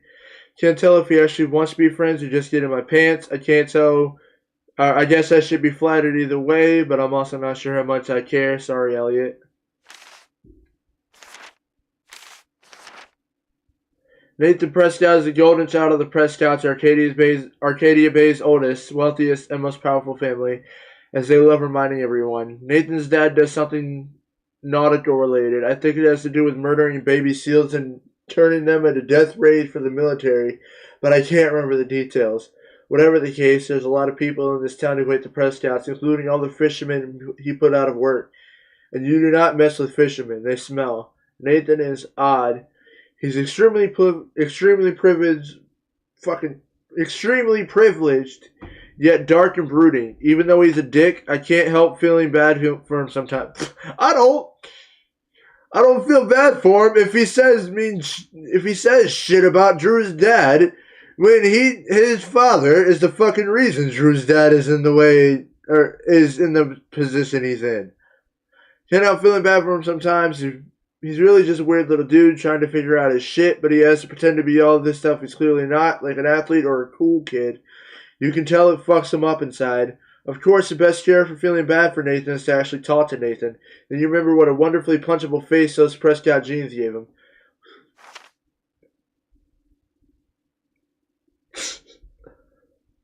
When Steph has kissed girls, Mikey has not kissed ever.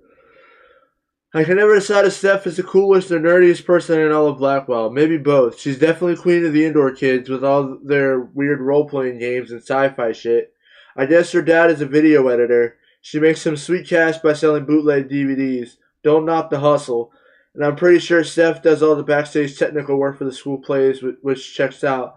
Another thing about Steph, she's into girls and she doesn't give a shit what anyone else thinks about it. Mikey North is the captain of Steph's fan club, and the two of them can be found huddled around tables rolling 20-sided dice whenever they have the chance. If life were one of those 80s movies Dad used to watch, Mikey would be the nerd that the jocks give wedgies to. In the real world, someone messed with Mikey, they'd be in deep shit. Mikey's older brother is Drew North, Blackwell's alpha jock. Truth is, Mikey is one of the few genuinely nice people in this place. Although every once in a while, he says something that reveals a darker outlook on life. No idea where he gets it from. Maybe Star Trek. Drew is Mikey's older brother, and the two of them tend to be more different. Drew is a legit jock, like the type that spends hours a day in the gym and has nicknames for his biceps. I've never been to a Bigfoot game, but I hear he's actually really good at throwing stuff into other stuff or whatever.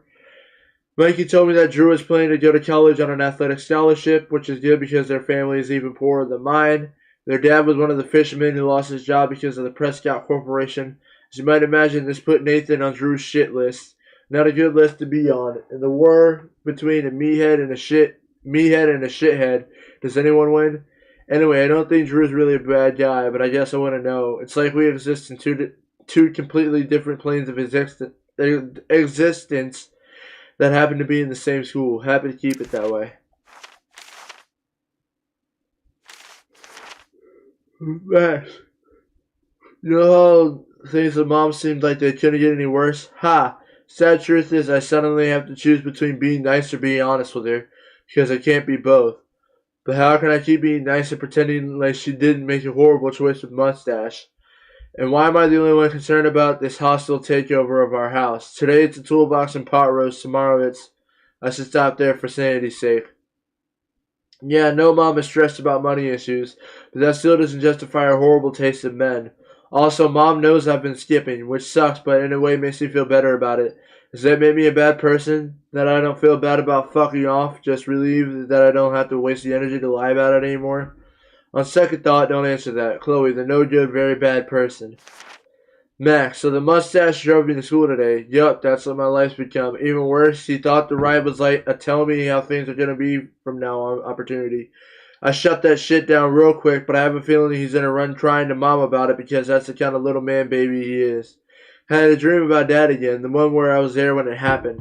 Seems to get harder and harder after each of these to remember what's real and what's not. All I can remember after I wake is how much I miss him. I hope that never goes away. The Chloe who wasn't there, or was I?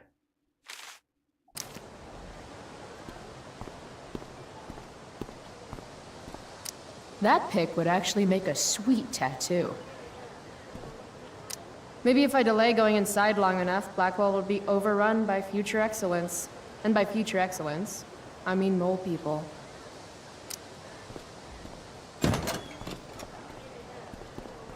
Oh, good. You're here.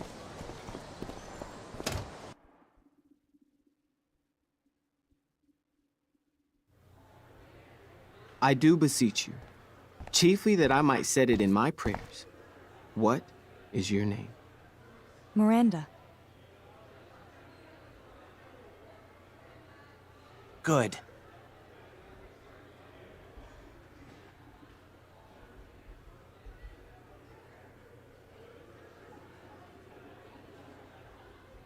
I can't not play this game without some kind of fucking glitch.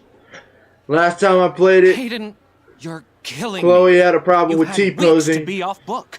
And Sorry, now it's Mr. just No, doesn't don't want to play apologize to some me. stuff. Apologize to your scene partner who's been very accommodating, and to your other fellow actors, and most of all, to yourself. Mr. Keaton, sorry to interrupt, but does this look better?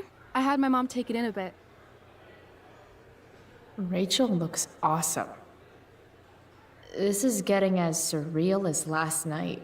Looking good, Rach. Very cool. Exquisite, Rachel, as always. Mr. Keaton, I'm still having trouble with... My affections are then most humble. I have no ambition to see a goodlier man. I mean, does she really mean that? Especially because I just straight out told her I've been banging all the ladies. Yeah, that is hard. We've talked about that line forever. We need a fresh perspective. The question is, are Miranda's feelings of instant passion for Ferdinand just inexperience in dramatic circumstances, or has she actually just met the love of her life? What do you think?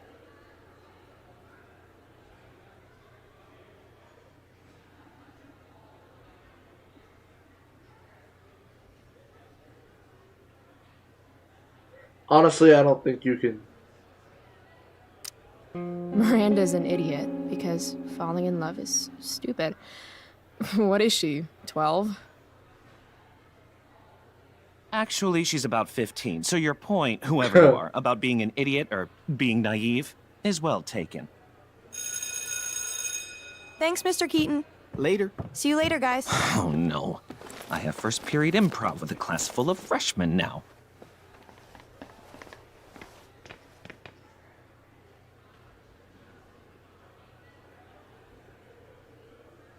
Your eye looks fabulous. Where'd you get it done? What? Just kidding. That asshole really clocked you. It wasn't a big deal. I'll just be a minute. Okay, so why am I here again? Oh, could you grab my belt so for me? confused. I think it's in my bag over there. Yeah, sure. Okay, get the belt. Don't say any stupid shit and don't, like, fall down. Should be doable, right? Rachel looks so happy here.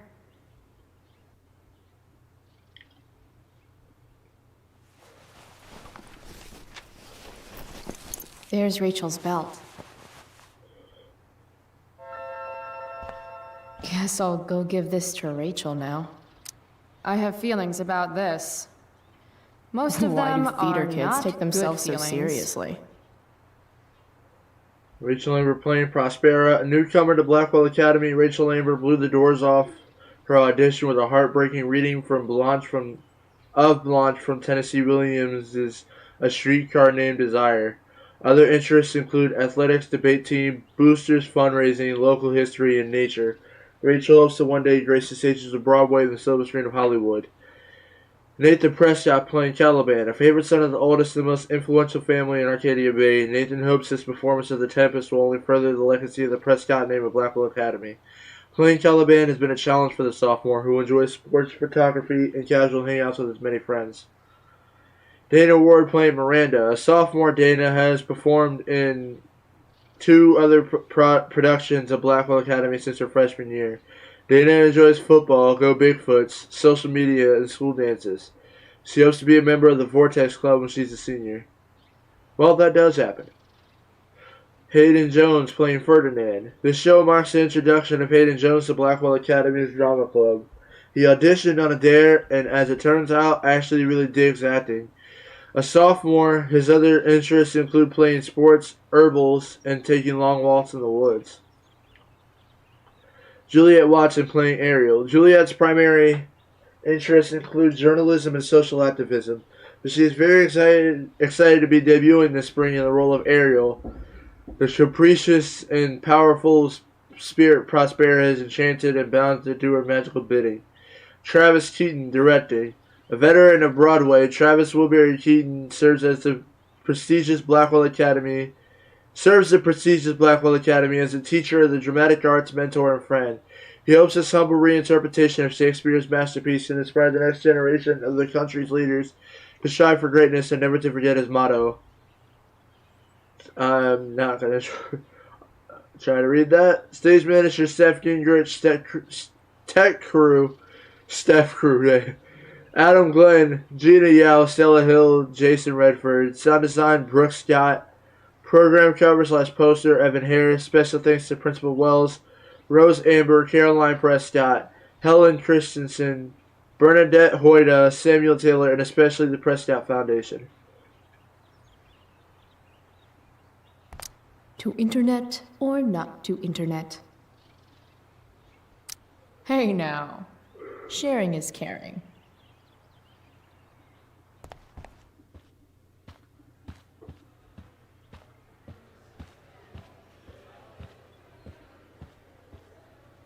I can't walk up on this stage. If I'd known acting meant getting to play with weapons, I totally would have auditioned for the Tempest. Times are hard for elite private high schools. Sweet caller, Pepe. Should be life is drama. Oh, sometimes you just gotta turn up the heat. Rachel Amber, drama star and guardian angel. I still can't believe that was her last night.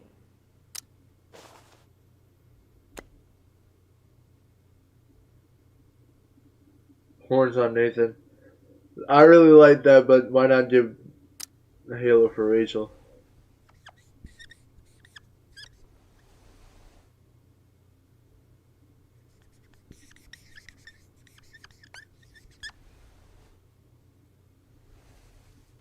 Save my life. Get some ink.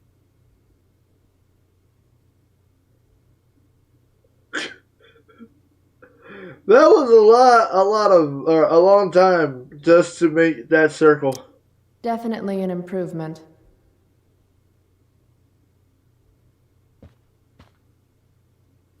I'm gonna guess it's from Logan.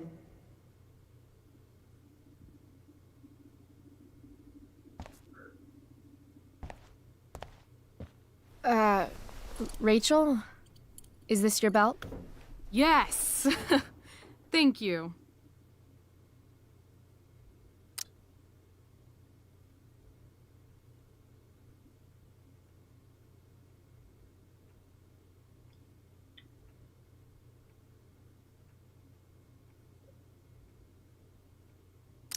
I really liked your costume. Thanks. So, did you bring flowers for my dressing room? I guess I owe you. I'll hold you to that.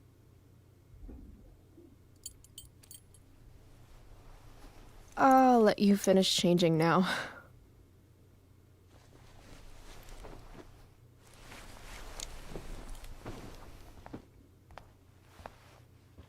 Chloe Price.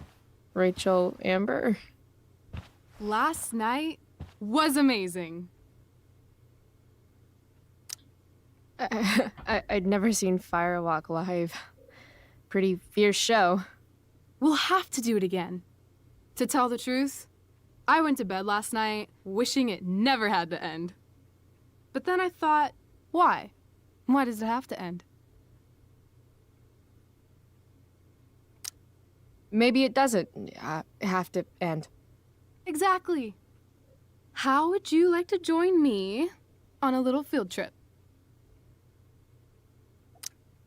Ditch class? You mean it? Is that weird? No, it's awesome. I hoped you'd say that. Now about that eye, that is a hell of a battle scar. Do you want me to cover it up with some makeup? Yes, please. People won't shut up about it.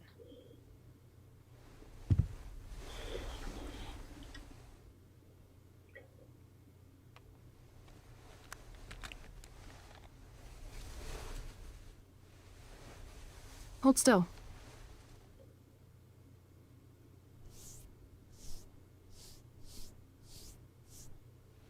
This is a lot of makeup. That's the price of valor. Close your eyes.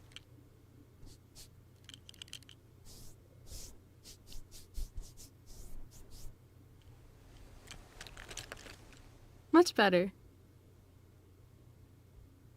Holy shit. Let's get the hell out of here.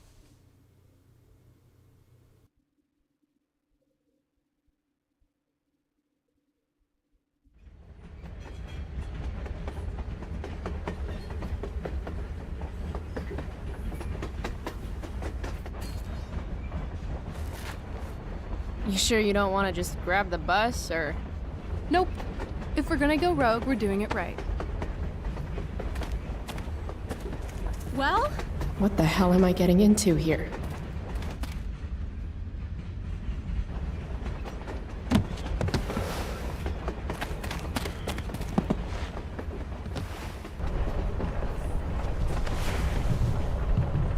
Where does this thing go? North? Maybe we'll end up in Seattle. Go find Max. It's like, why the fuck are you not answering me? Pull up a chair, Price. The view's amazing.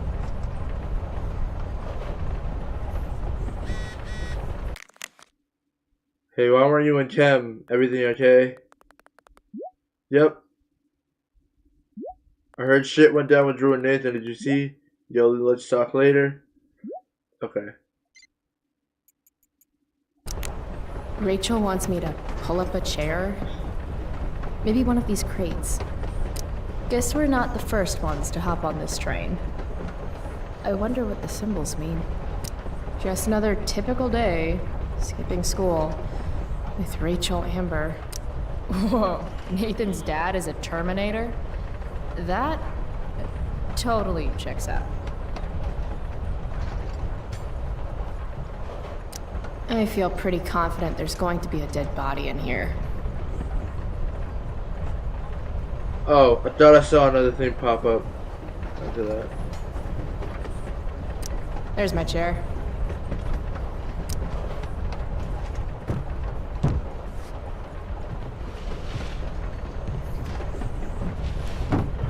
Thing's heavier than it looks.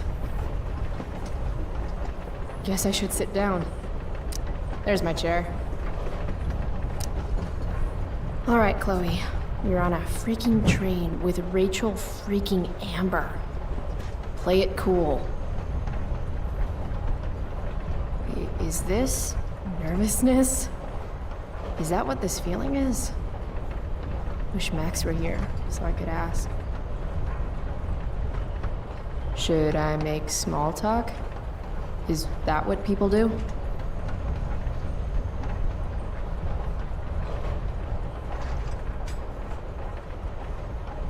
Oh God.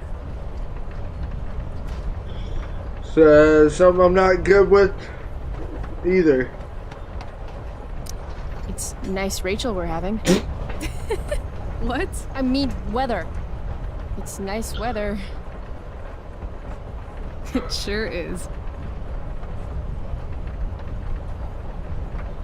So, it's kind of weird that we're hanging out. You mean because I don't hang out with anyone and I don't have any friends? You have friends. Well, I used to. Friend. Singular.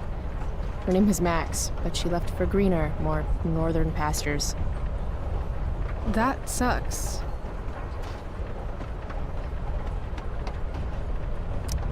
I didn't mention it earlier, but you seem to have some kind of Jedi mind powers over Mr. Keaton and the theater crew. You mean when we were talking about true love in the play? I guess you could say I'm good with people. Yeah. Just don't pull that stuff with me. You will get on this train. Oh, shit. I bet you're wondering what we're doing. The thought occurred, yeah. Well, I wanted some company. That's it? That's it. Try again. I'm going to need more to go on than that. Joyrides with me aren't fun? Joyrides to where again? Life needs a little mystery, Chloe. Let's do something fun.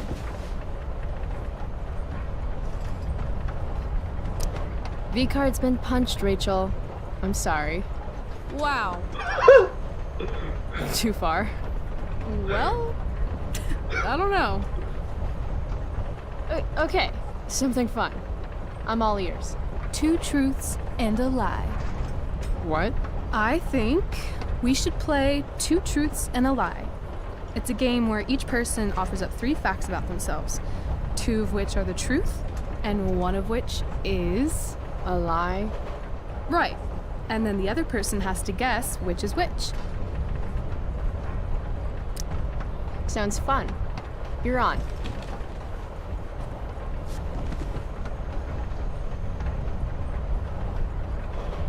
I'll start. First, I'm ambidextrous. Second, I was born in New York, the land of fashion and Broadway, to which I will one day return when my heinous exile here in Arcadia Bay comes to an end. New York, huh? I've never been. Not a world traveler? Not yet, at least. If you could travel anywhere, where would you go? Russia, Greece, Kathmandu? Kathmandu. One day, I'm going to climb Everest. And I thought moving away from Arcadia Bay was ambitious. What's your third thing? My third thing? 2 truths and a lie. You say 3 things. Right. I'm a Leo. Meow. Okay. So, ambidextrous, born in New York, and a Leo. Gotcha. So, which is the lie?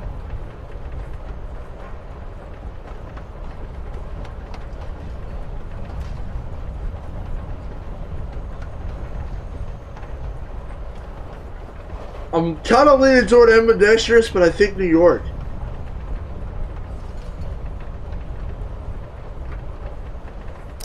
I don't buy the ambidextrous claim. No? Well, that's too bad. Fuck! Because it's true. Prove it. Sign your name with both hands. Sign where? Seriously? All the bad girls do it. Come on.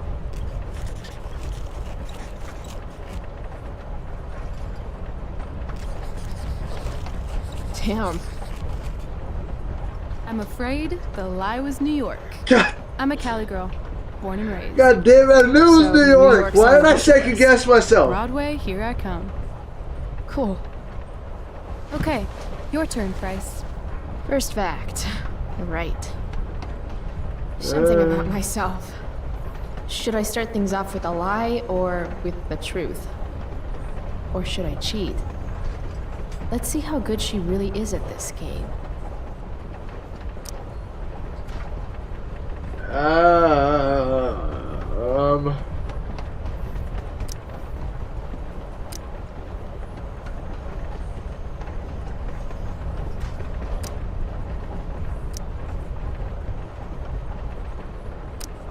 I used to love country music when I was a kid.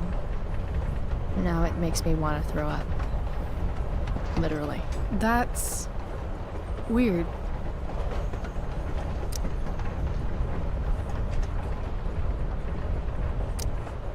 Sad to say this, since you're a Leo and all, but I'm allergic to cats. Are you now? Swear.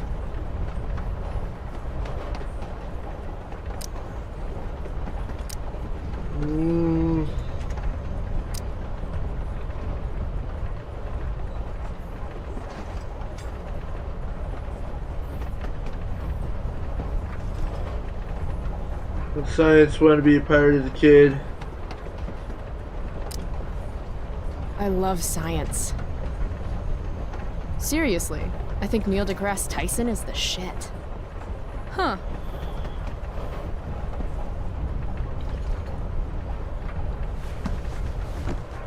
You're hella mysterious, Chloe Price. Hella? Who says that? It's a Cali thing. Anyway, I think I have your number. I'm not sure why country music makes you throw up. I'm a complex girl, Rachel. I think it's probably true. Also, I kinda like the Dixie Chicks. You and David both. No accounting for taste. Who's David? He's just some asshole. Who likes the Dixie Chicks? He's an asshole my mom's dating, I guess. And you don't like him? It's still so weird that she's dating someone. My dad and my mom, they were totally in love.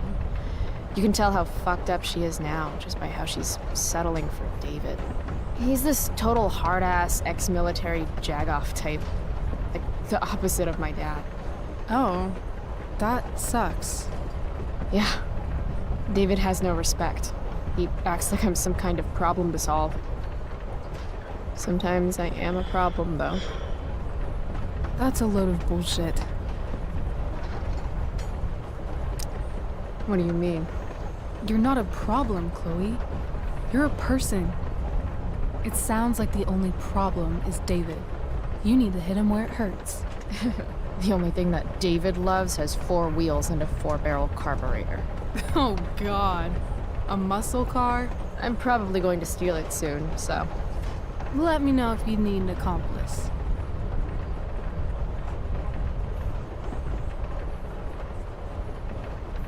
Okay. You say you love science, but you are failing chemistry. You're saying failing chemistry means I hate science? Or that Blackwell doesn't inspire your best work.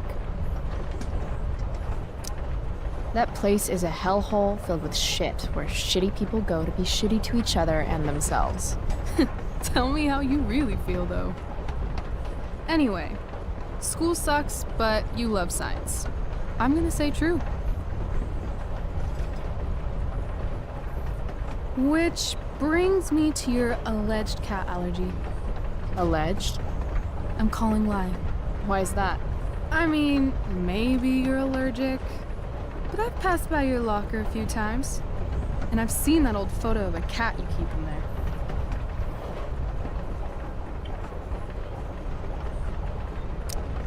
You've passed by my locker? Stalker much? Hey, I notice things. I can't help it. I guess you're no stranger to being noticed, too.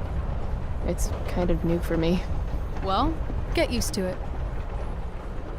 So, if my math is correct, you told me 2 truths and 1 lie. What? You expected me to cheat? Winners make their own rules, Chloe. You are crazy good at this game. A lifetime of studying the human condition. Well, I'm impressed. I bet it's hard to impress Chloe Price. I'm gonna feel good about that one. When your dad is the district attorney, I guess lying is something you're used to. Seriously? Seriously. I know who to call if I need to get out of a ticket then. Not that I have a right of my own. Car first, embarrassing number of moving violations second. Hey, thanks for trusting me. Trusting you? You played the game. Also, you told me about that dickwad David. Now he's on my shit list too. Hell yeah. Mustache brain won't know what hit him. I guess. You opened up a lot, that's all. It's not a big deal. Hate to break it to you, but Chloe Price is not exactly renowned throughout Arcadia Bay as a bastion of trust and empathy. I'm just not really into touchy-feely shit. But I feel like I can trust you. Yeah? I got on this train with you, didn't I? Fair point.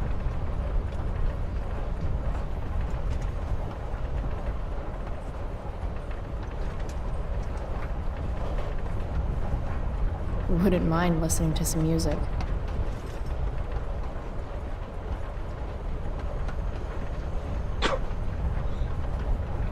Yeah, just listen alone. Rachel's sitting right next to you. You just fucking stop paying attention or just listen to music on your own. No. Hey, wanna listen?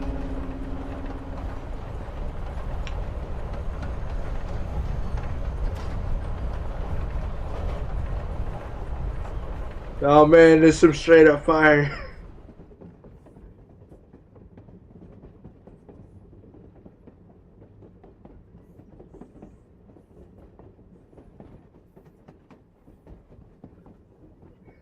Yeah, this song goes real hard.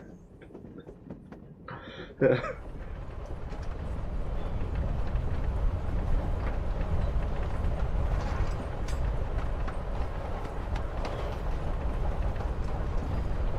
Cool bracelet. I've had it, I guess, since I was a kid in Long Beach. It reminds me that there's more to experience out there than just Arcadia Bay. Maybe one day I'll go back to Long Beach. Or anywhere but here. Maybe sooner than later. Me too. Arcadia Bay can suck a bag of dicks. Sometimes I feel like I've got no reason to stay.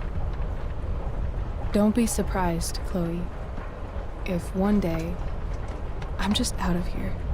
Let me know if you need an accomplice. Check it out! We're here! What? Where is here? Jump and find out! Did you say jump? Jump! Fuck it!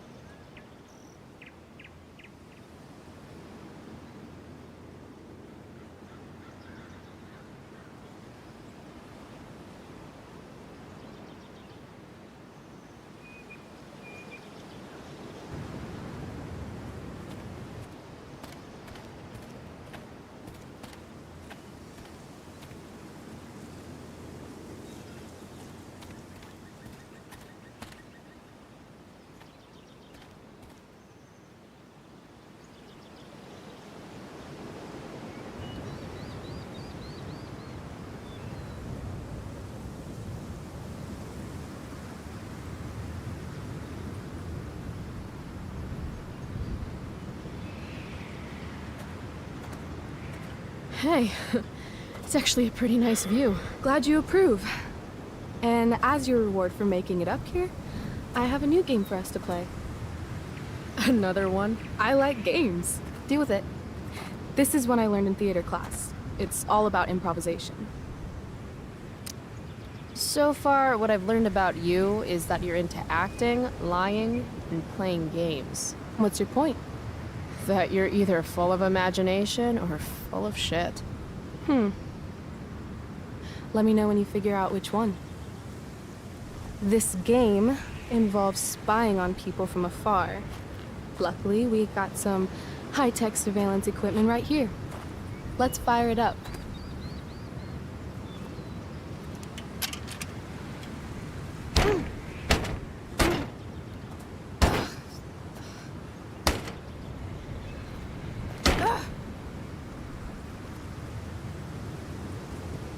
That blows.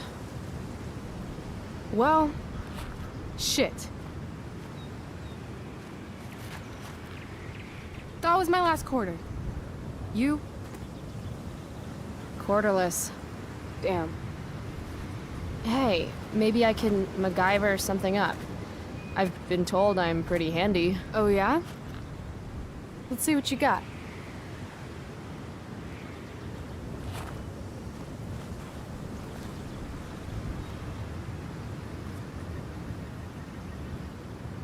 Rachel really wants to use this viewfinder. I'd love to get it working for her. It's right here. I've always said the Prescott family has a couple screws loose.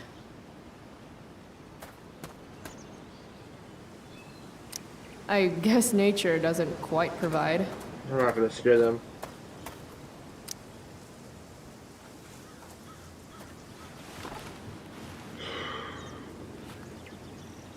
Just a day in the park with Rachel Amber.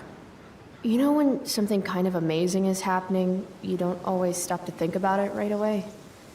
And then when you do think about it, you start thinking about it a lot. And the more you think about it, the crazier it seems until pretty soon you're psyching yourself out and then everything turns to shit. Yeah, let's not do that today.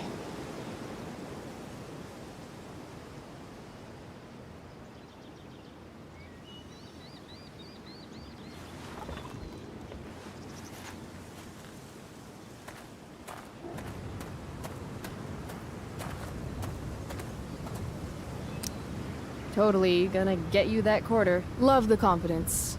Would love a quarter even more. I need... Don't you have the fucking thing I need? Totally gonna get you that quarter. Love the confidence. Would love a quarter even more. Oh wait, don't have to look at this thing. Oh yeah, that's right.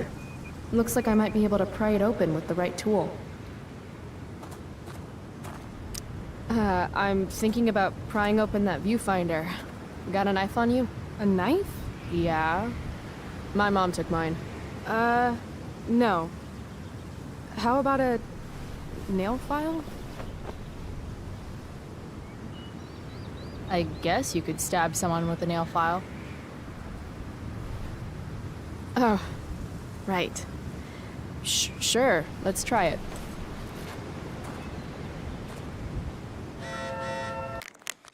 Chloe Price. Fluorine, uranium, carbium, potassium, uranium. Think I don't know what that spells? Fuck you on the periodic table. I got in trouble for that.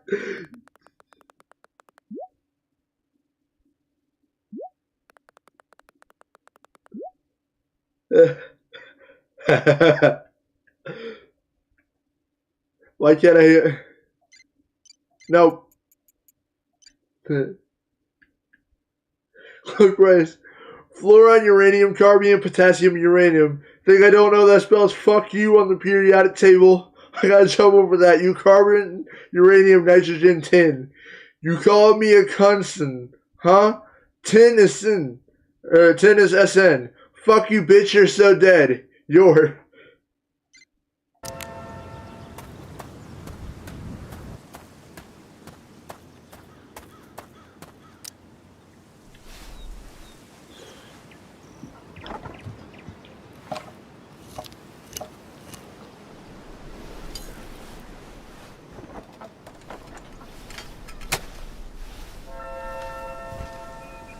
Stealing a dedication plate takes persistence.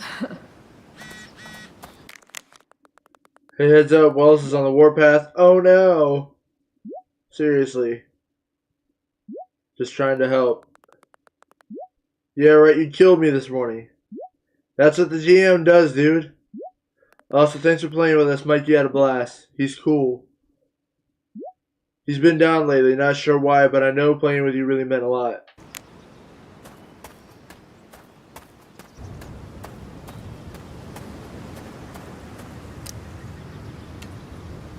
Prescott power, activate.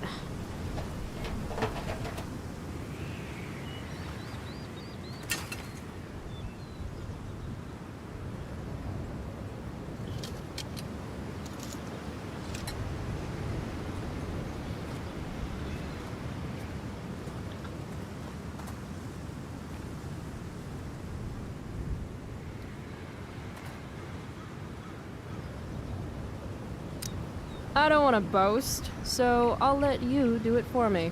Chloe Price, you are truly the Viewfinder Whisperer. I stand in awe of your powers.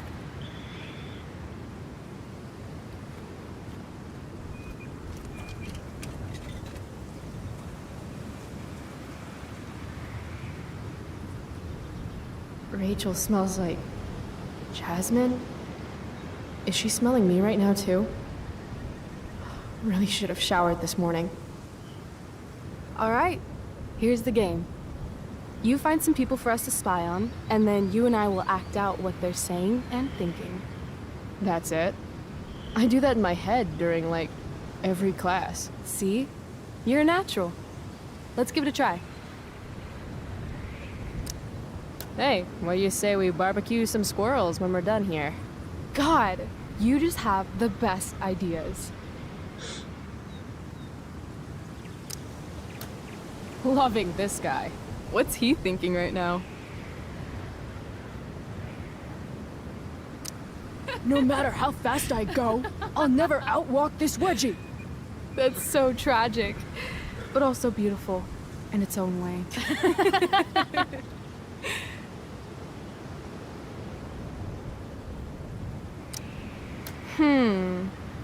What's going on with these two?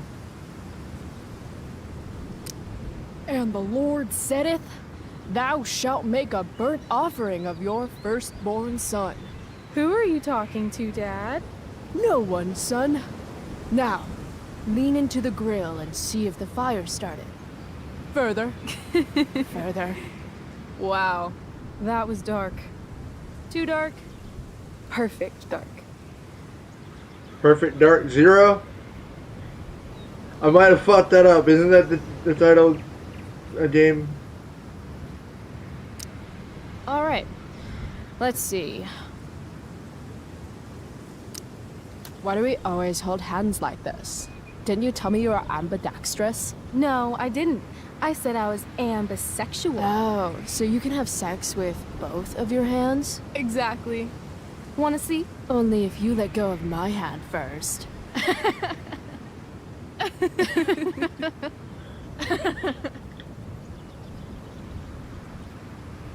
This is fun. Who's next? Oh, sorry. Didn't mean to hog the viewfinder.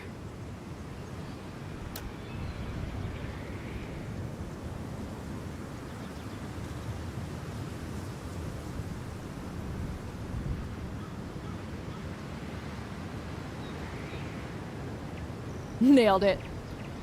Damn, they are really going at it.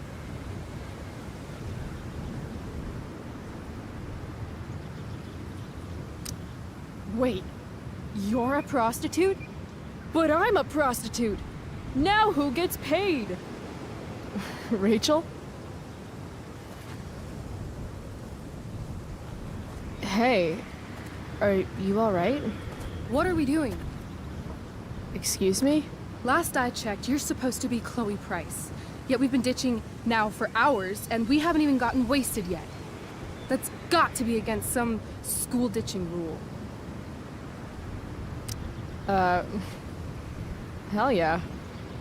The honor student wants to show the school delinquent how to party? Be my guest. How gracious of you.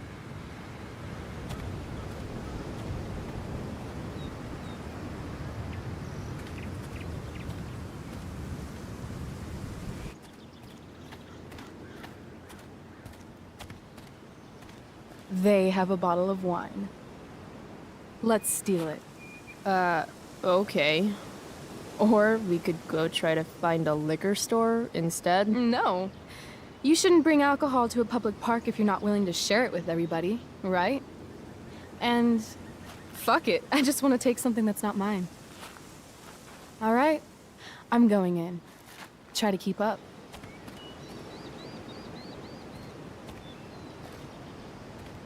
Can we help you? Oh my god!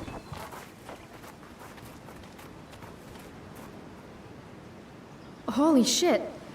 Talk about committing to a performance. Better act fast. And the Oscar for Best Distraction of Wine-Toting Picnickers goes to Give her CPR. Rachel Amber. That was years ago. Better play my supporting role and grab the wine Save someone's fast. life? Yeah, I guess I'd remember something like that. So There then it you is. do it. Don't Time to yell at snatch me. and run.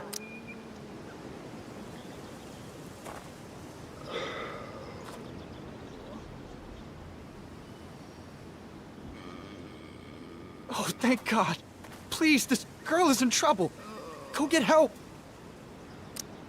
I need to get these two to focus on Rachel so I can swipe the wine. What are you waiting for? Go! I already called 911. They should have an ambulance here any moment. In the meantime, they said to keep close watch on her. Like, turn all the way around and really focus. Watch out. I'm going to check her pulse. That's on her neck, right? I still think you should go get help. There's a ranger station on the other side of the park. Good point. But we'll keep watch while you go.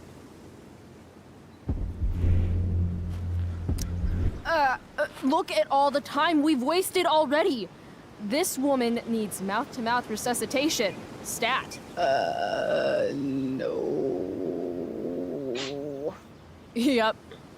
Definitely needs mouth-to-mouth. Okay. You can do this. I can't do it. Pathetic. Look, he's clearly useless. This woman needs help from someone who actually knows what they're doing. Okay, fine. I'm going. But when the police show up, I hope they don't arrest you. Arrest us? Good Samaritan law. Ever heard of it? It means you have to do everything in your power to help someone in trouble. Everything. God damn it. I'm going in.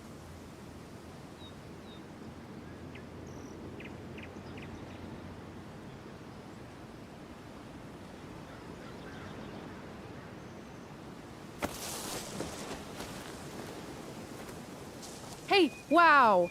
I'm all better now. You saved my life. From the bottom of my heart, thank you. Yeah. Good work, everyone. Peace out. That was incredible. You're a hero. Huh. I guess I am.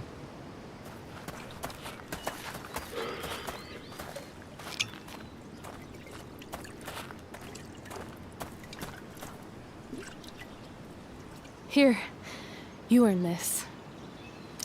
Thanks.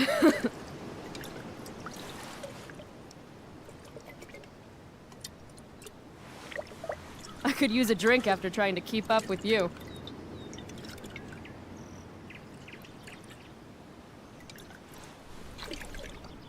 I am excessively sober right now. Right. Okay. Guess we're leaving now.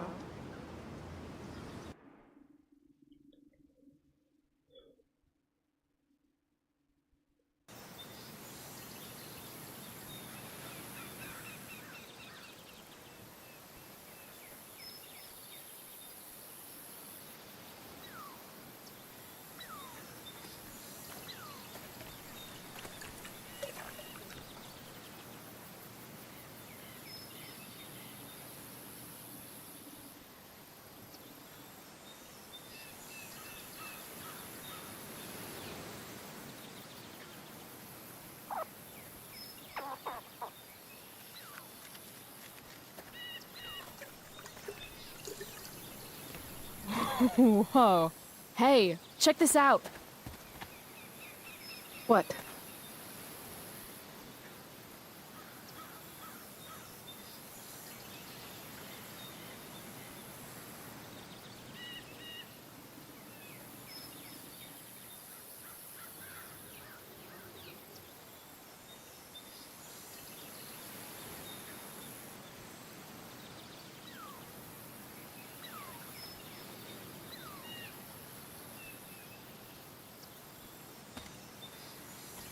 Great. It's a pile of trash. Yeah. An awesome pile of trash. Let's explore. You have fun, Chloe.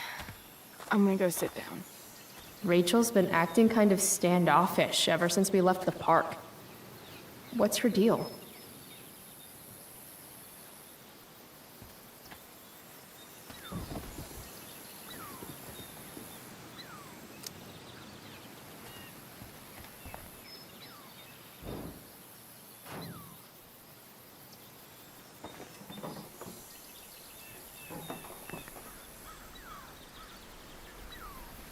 I'd really like some space right now.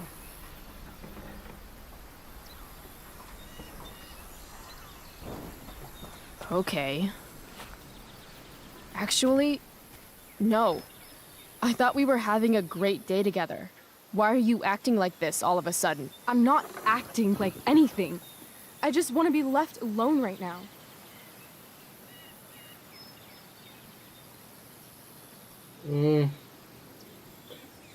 I'm pretty sure the I understand option doesn't work as well, because... Yeah, I get it. Yeah. I know I'm not the easiest person to be around. I don't exactly have tons of experience with the whole friendship thing. Not everything revolves around you, Chloe. I didn't say it did. I'm just saying I understand. No, you really don't. Fuck!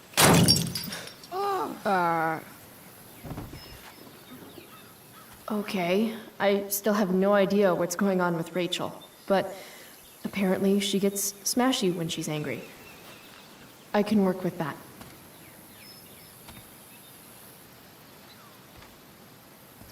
Score.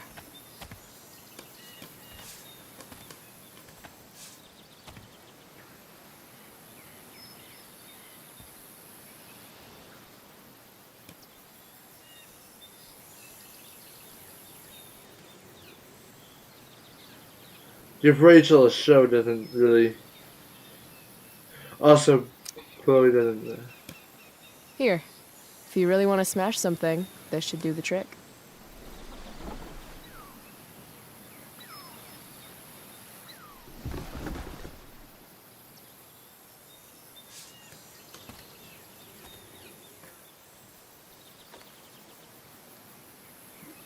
I asked you to leave me alone. Okay, so it does the same thing, just Chloe doesn't knock shit over. I know you're the school princess and all, with the DA daddy and the perfect grades and all the perfect little Victoria chases kissing your perfect ass, but seriously, fuck you. Great. I'm leaving. See you around, Chloe. You can't leave! Watch me. Rachel, wait! Don't go.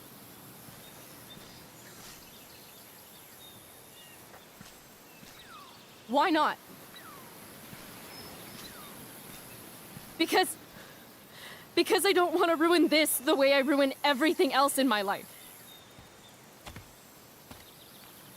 And what is this exactly? I mean, fuck. Are you actually going to make me say it? Say what? Exactly. You know, like a friendship. But more. Ah. I know. Weird, right? It's just... Today was the best day I've had since my dad died.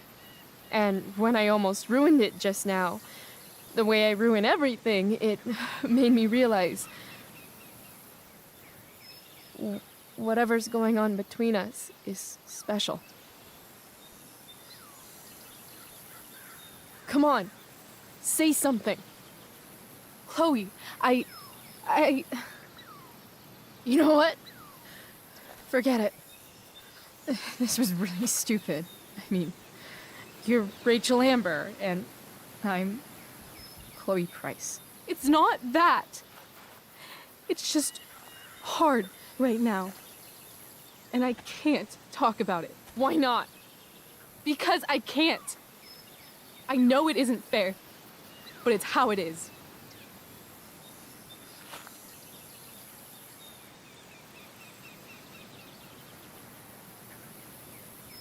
Goodbye, Chloe.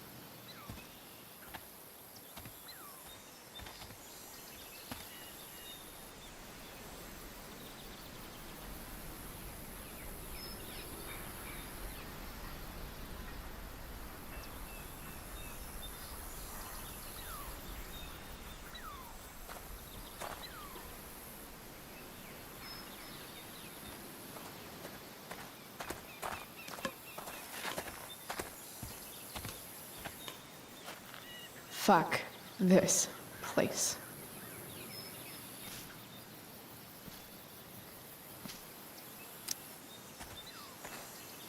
You know she's fake. You can't take your eyes off her. Who else do I know who fits that description? Fuck off, Rachel.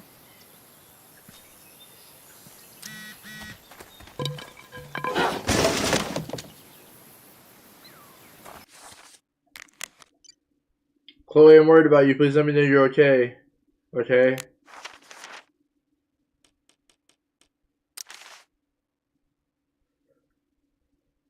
How you describe Rachel Amber? I've been trying to find the right words ever since we met. Crazy thing about Rachel is that I really should hate her guts. I mean, she's a straight A student, beloved by everyone in school, including students and teachers. She's super into acting, and here she even does modeling on the side, which I imagine her district attorney dad and Stepford housewife mom support her in. It all sounds like a recipe for awfulness, and yet Rachel is somehow nothing like the privileged golden child type you'd expect.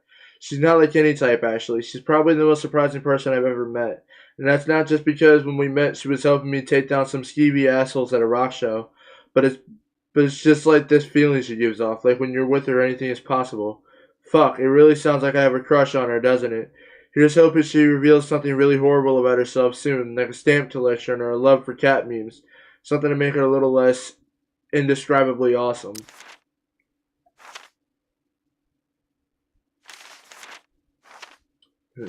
Max, did we ever play Two Truths and a Lie? Wait. Okay. Max, have I ever told you about Nathan Prescott, aka Spoiled Dick Baby? Spoiled Dick Baby. Anyway, I saw him get bullied by Drew, football jockey and all-around sporty douchebag. It was nice to see Nathan get knocked down a peg, though the side effect is that I actually started feeling bad for the little shit. Why? He said that fucked up shit about Drew's dad. Maybe I'm getting soft in my old age. Spoke to Elliot too. He was super nice as always. He wanted to hang out as always. And I was non-committal as always. Poor guy, he's super persistent. It must be hard trying to give a shit about me. Speaking of giving a shit, I actually played a game with Steph and Mikey this morning. It wasn't terrible, but I'm not sure I have the energy to consistently care that much about anything. I probably should be concerned about how little a shit I give these days. But that would mean giving a shit, wouldn't it? Chloe, the catch-22. Max, I know what you're thinking. You're thinking, when is she finally going to talk about Rachel Amber? Fine, you nosy bitch. Here it goes. Rachel Amber is the most popular girl at school. She's super into hanging out with me all of a sudden. Like this morning when she pulled me into the drama lab and asked for my expert opinion about true love in front of the whole class. I told her true love is bullshit. Of course, Mr. Keaton, the drama teacher, actually seemed to agree with me. Then Rachel brought me into her dressing room. Gotta say, that was the quickest I've gone from meeting someone to helping them get dressed. But that's Rachel. She doesn't give a fuck. She lets it all hang out. She just lets it all hang out. Then Rachel has this crazy plan for us to skip school together that involves jumping onto a train. You know, like kids ditch school in the 60s, the 1860s. Stay tuned, Max. I have a feeling there will be a lot more to tell you soon. Chloe, love, Doctor. Max, did we ever play Two Truths and a Lie? You would have been terrible at it. We would have called it Two Truths and oh god, I can take it back. I'm sorry for lying, please. The guilt hurts. Two Truths and a Lie should be a class in school. Feel like I learned a lot. For example, Rachel's ambidextrous. She's Leo and she's from California. I also learned that I still have lots more to learn about lying. Fuck, I suck ass at reading. About lying, Rachel read me like an open book. She called bullshit on my made-up cat allergy. Basically, she's a human lie detector. Have I mentioned that we were sitting on a train? It's pretty cool sitting there and watching the world fly by. God damn! Fly by. Then we jumped off it and wound up in some crazy-ass part north of town. MBD. Captain Chloe fucking shit! Captain Chloe Bluebeard, Scourge of Arcadia Bay. Max, with all this Shakespeare shit going on, I thought I'd write you a sonnet. Then I realized that rhyming is hard and nothing really rhymes with Rachel. Which seems fitting, given that I've never actually met anyone like Rachel before. With Rachel, everything is a game of some kind. I had to use my breaking and entering skills to get this viewfinder working just so we could spy on peeps at the park. Rachel was hilarious making up dialogue for them, and I actually held my own, mocking some tight shorts wearing Speedwalker. After we watched some old couple suck face, Rachel decided it was high time we unsobered ourselves. So we hatched a plan to steal wine from these yuppie picnickers. And since it's Rachel, the plan involved elaborate acting and more improv on my part. I killed it once again. I'd still never be caught dead on stage, but this time, this type of acting I can get behind. Our hard-earned wine in tow, we journeyed forth in search of more fun and games. Chloe the Unsober. I've never understood your hard-on for cameras, Max. You took 1,000,000 pictures of us, and not one of them showed that you were gonna leave when I needed you most. Fuck cameras.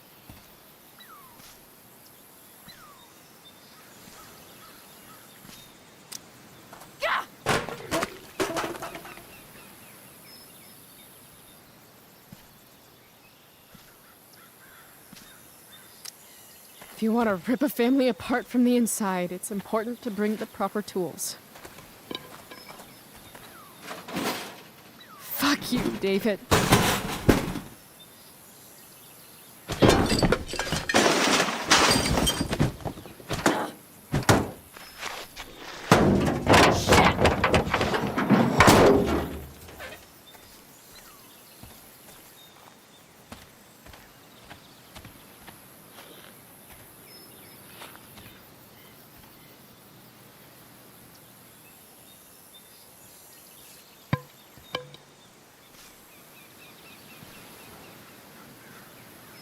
Dad.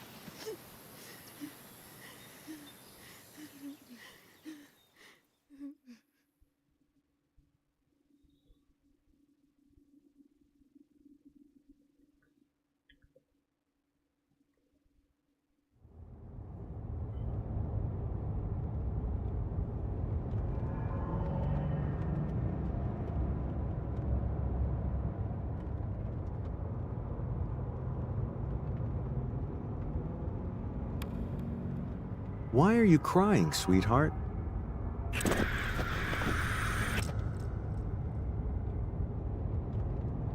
Because you're not real. I'm not. What is going on? What's past is prologue and shit. Kiddo, look on the bright side, would ya? What bright side? You made a new friend today.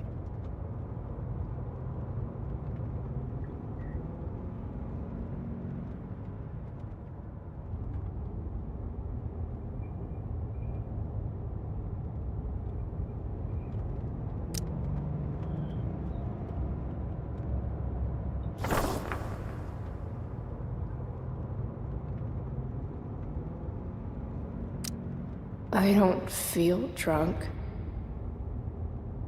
Gotta say, that was some fight. A lover's quarrel, you might say? She nearly took your head off.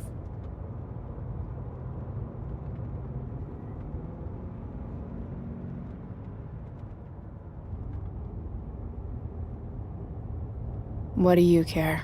Sorry, sweetheart. I guess I'm getting into your personal business.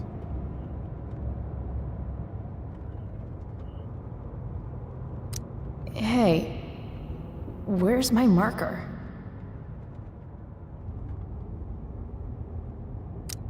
Oh, there it is.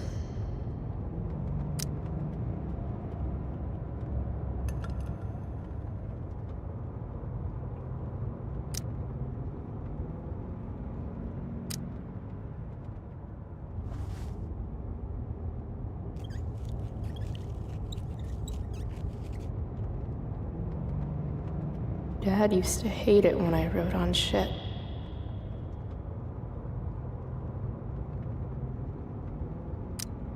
I guess I did that?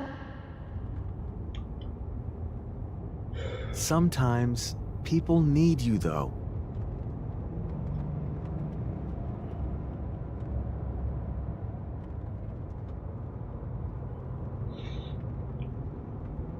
Even when they don't admit it.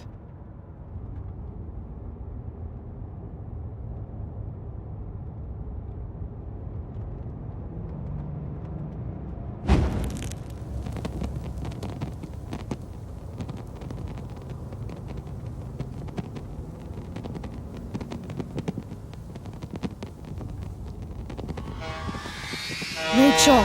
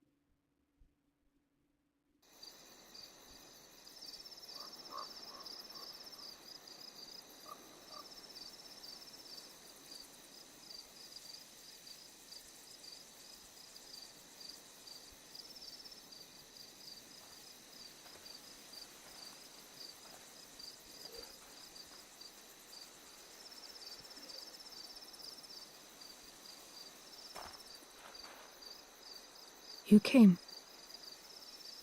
I'm glad.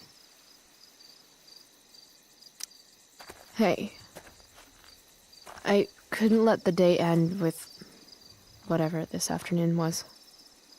Chloe, I want to talk to you about something, but I don't know how to talk about this. You don't have to tell me anything you don't want to. You remember that guy that we saw under this tree with that woman?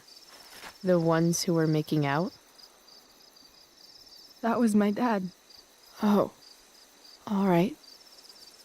And that woman was definitely not my mom. Oh. The worst part is, I'm not surprised. I felt like my dad's been lying about something for a while. I didn't know what it was. So when I saw he got a text from an unknown number asking him to meet, I thought I could catch him or something. I'm so sorry, Rachel. I don't know what to say. Neither do I. Chloe, I love my dad. I love him. And I never want to see his fucking face again. When my dad died, I was so mad at him. For months, I felt wrong because half the time I thought of him, I wanted to scream. And the other half, I forgot. Forgot that anything had changed. It's silly, but I've carried this photo around with me for years. It's from Mount Hood. My dad took me hiking there when I was 10, and it started raining, and I fell and broke my arm 3 miles from the car. I remember screaming like I was gonna die, but my dad, he carried me down the mountain. I still remember the smell of his coat, and how calm he was, and the sound of his voice, and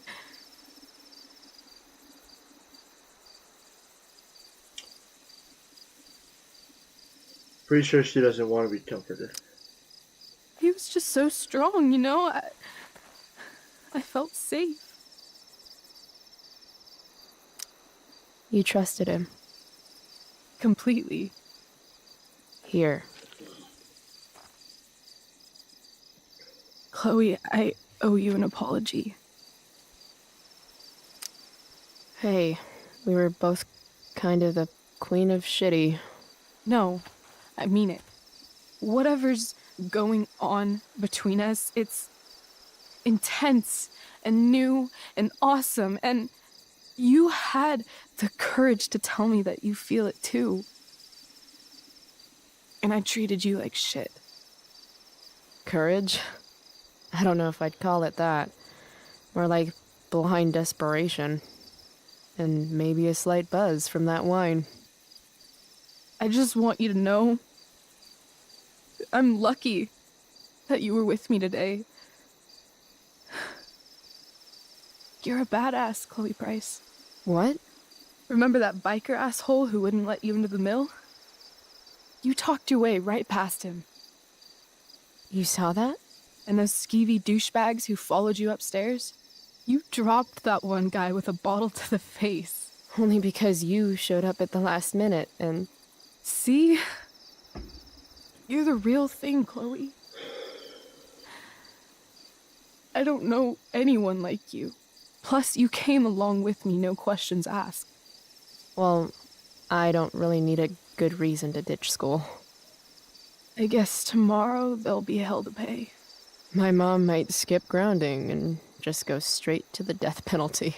And my dad will definitely punish me with... Fuck your dad. Fuck him. What I wouldn't give to leave this place and never look back. What's stopping us? Us? Are you serious? There's nothing keeping me here. Not anymore. So, if I came to you tomorrow and told you to pack your bags... I'm serious. Let's do it, Chloe. Let's leave this place forever. Okay.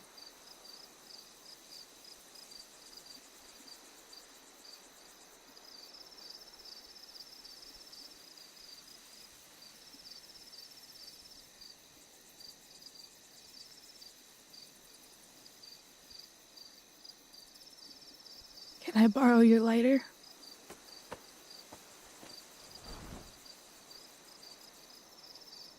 Thank you.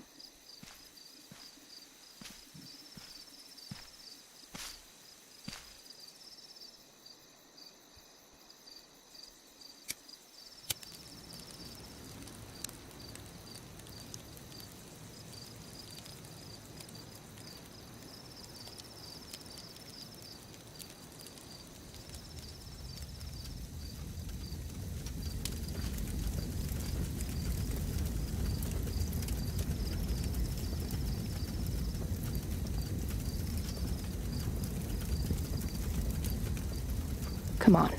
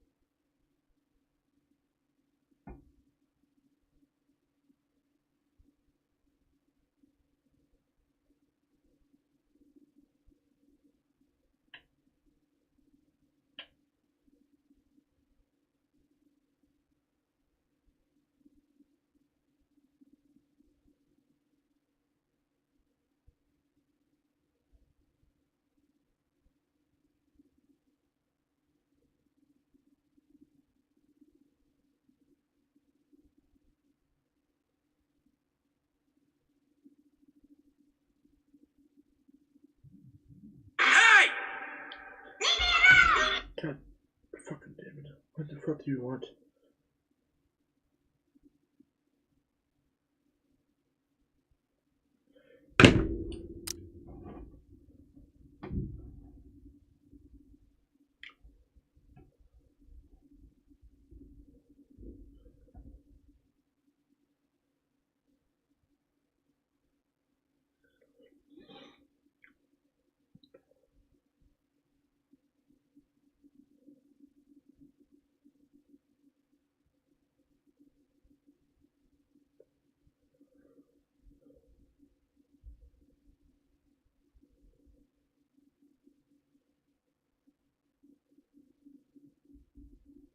Right, was the majority of attacking the guy. And I was kind of Joyce, the majority of that. Stayed out of the fight. Of course, I was in the minority of that. People were really nice. But, like I kept saying, he had no right, Nathan had no right to say that shit about Drew's dad. You told Rachel you're more than just friends. Of fucking course. That was the majority of that. Took the money. Oh, it's actually 50-50 we taking the money. Purchased pot from Frank. Yeah.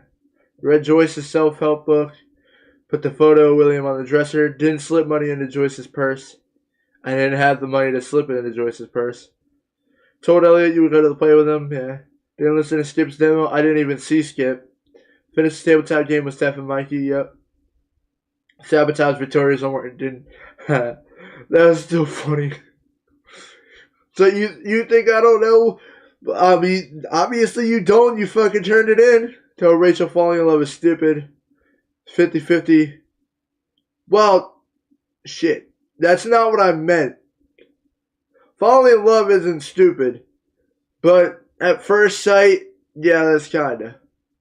Shared earbuds with Rachel. 2% of people just started listening to music by themselves. Didn't jump out of the train. 5% of people.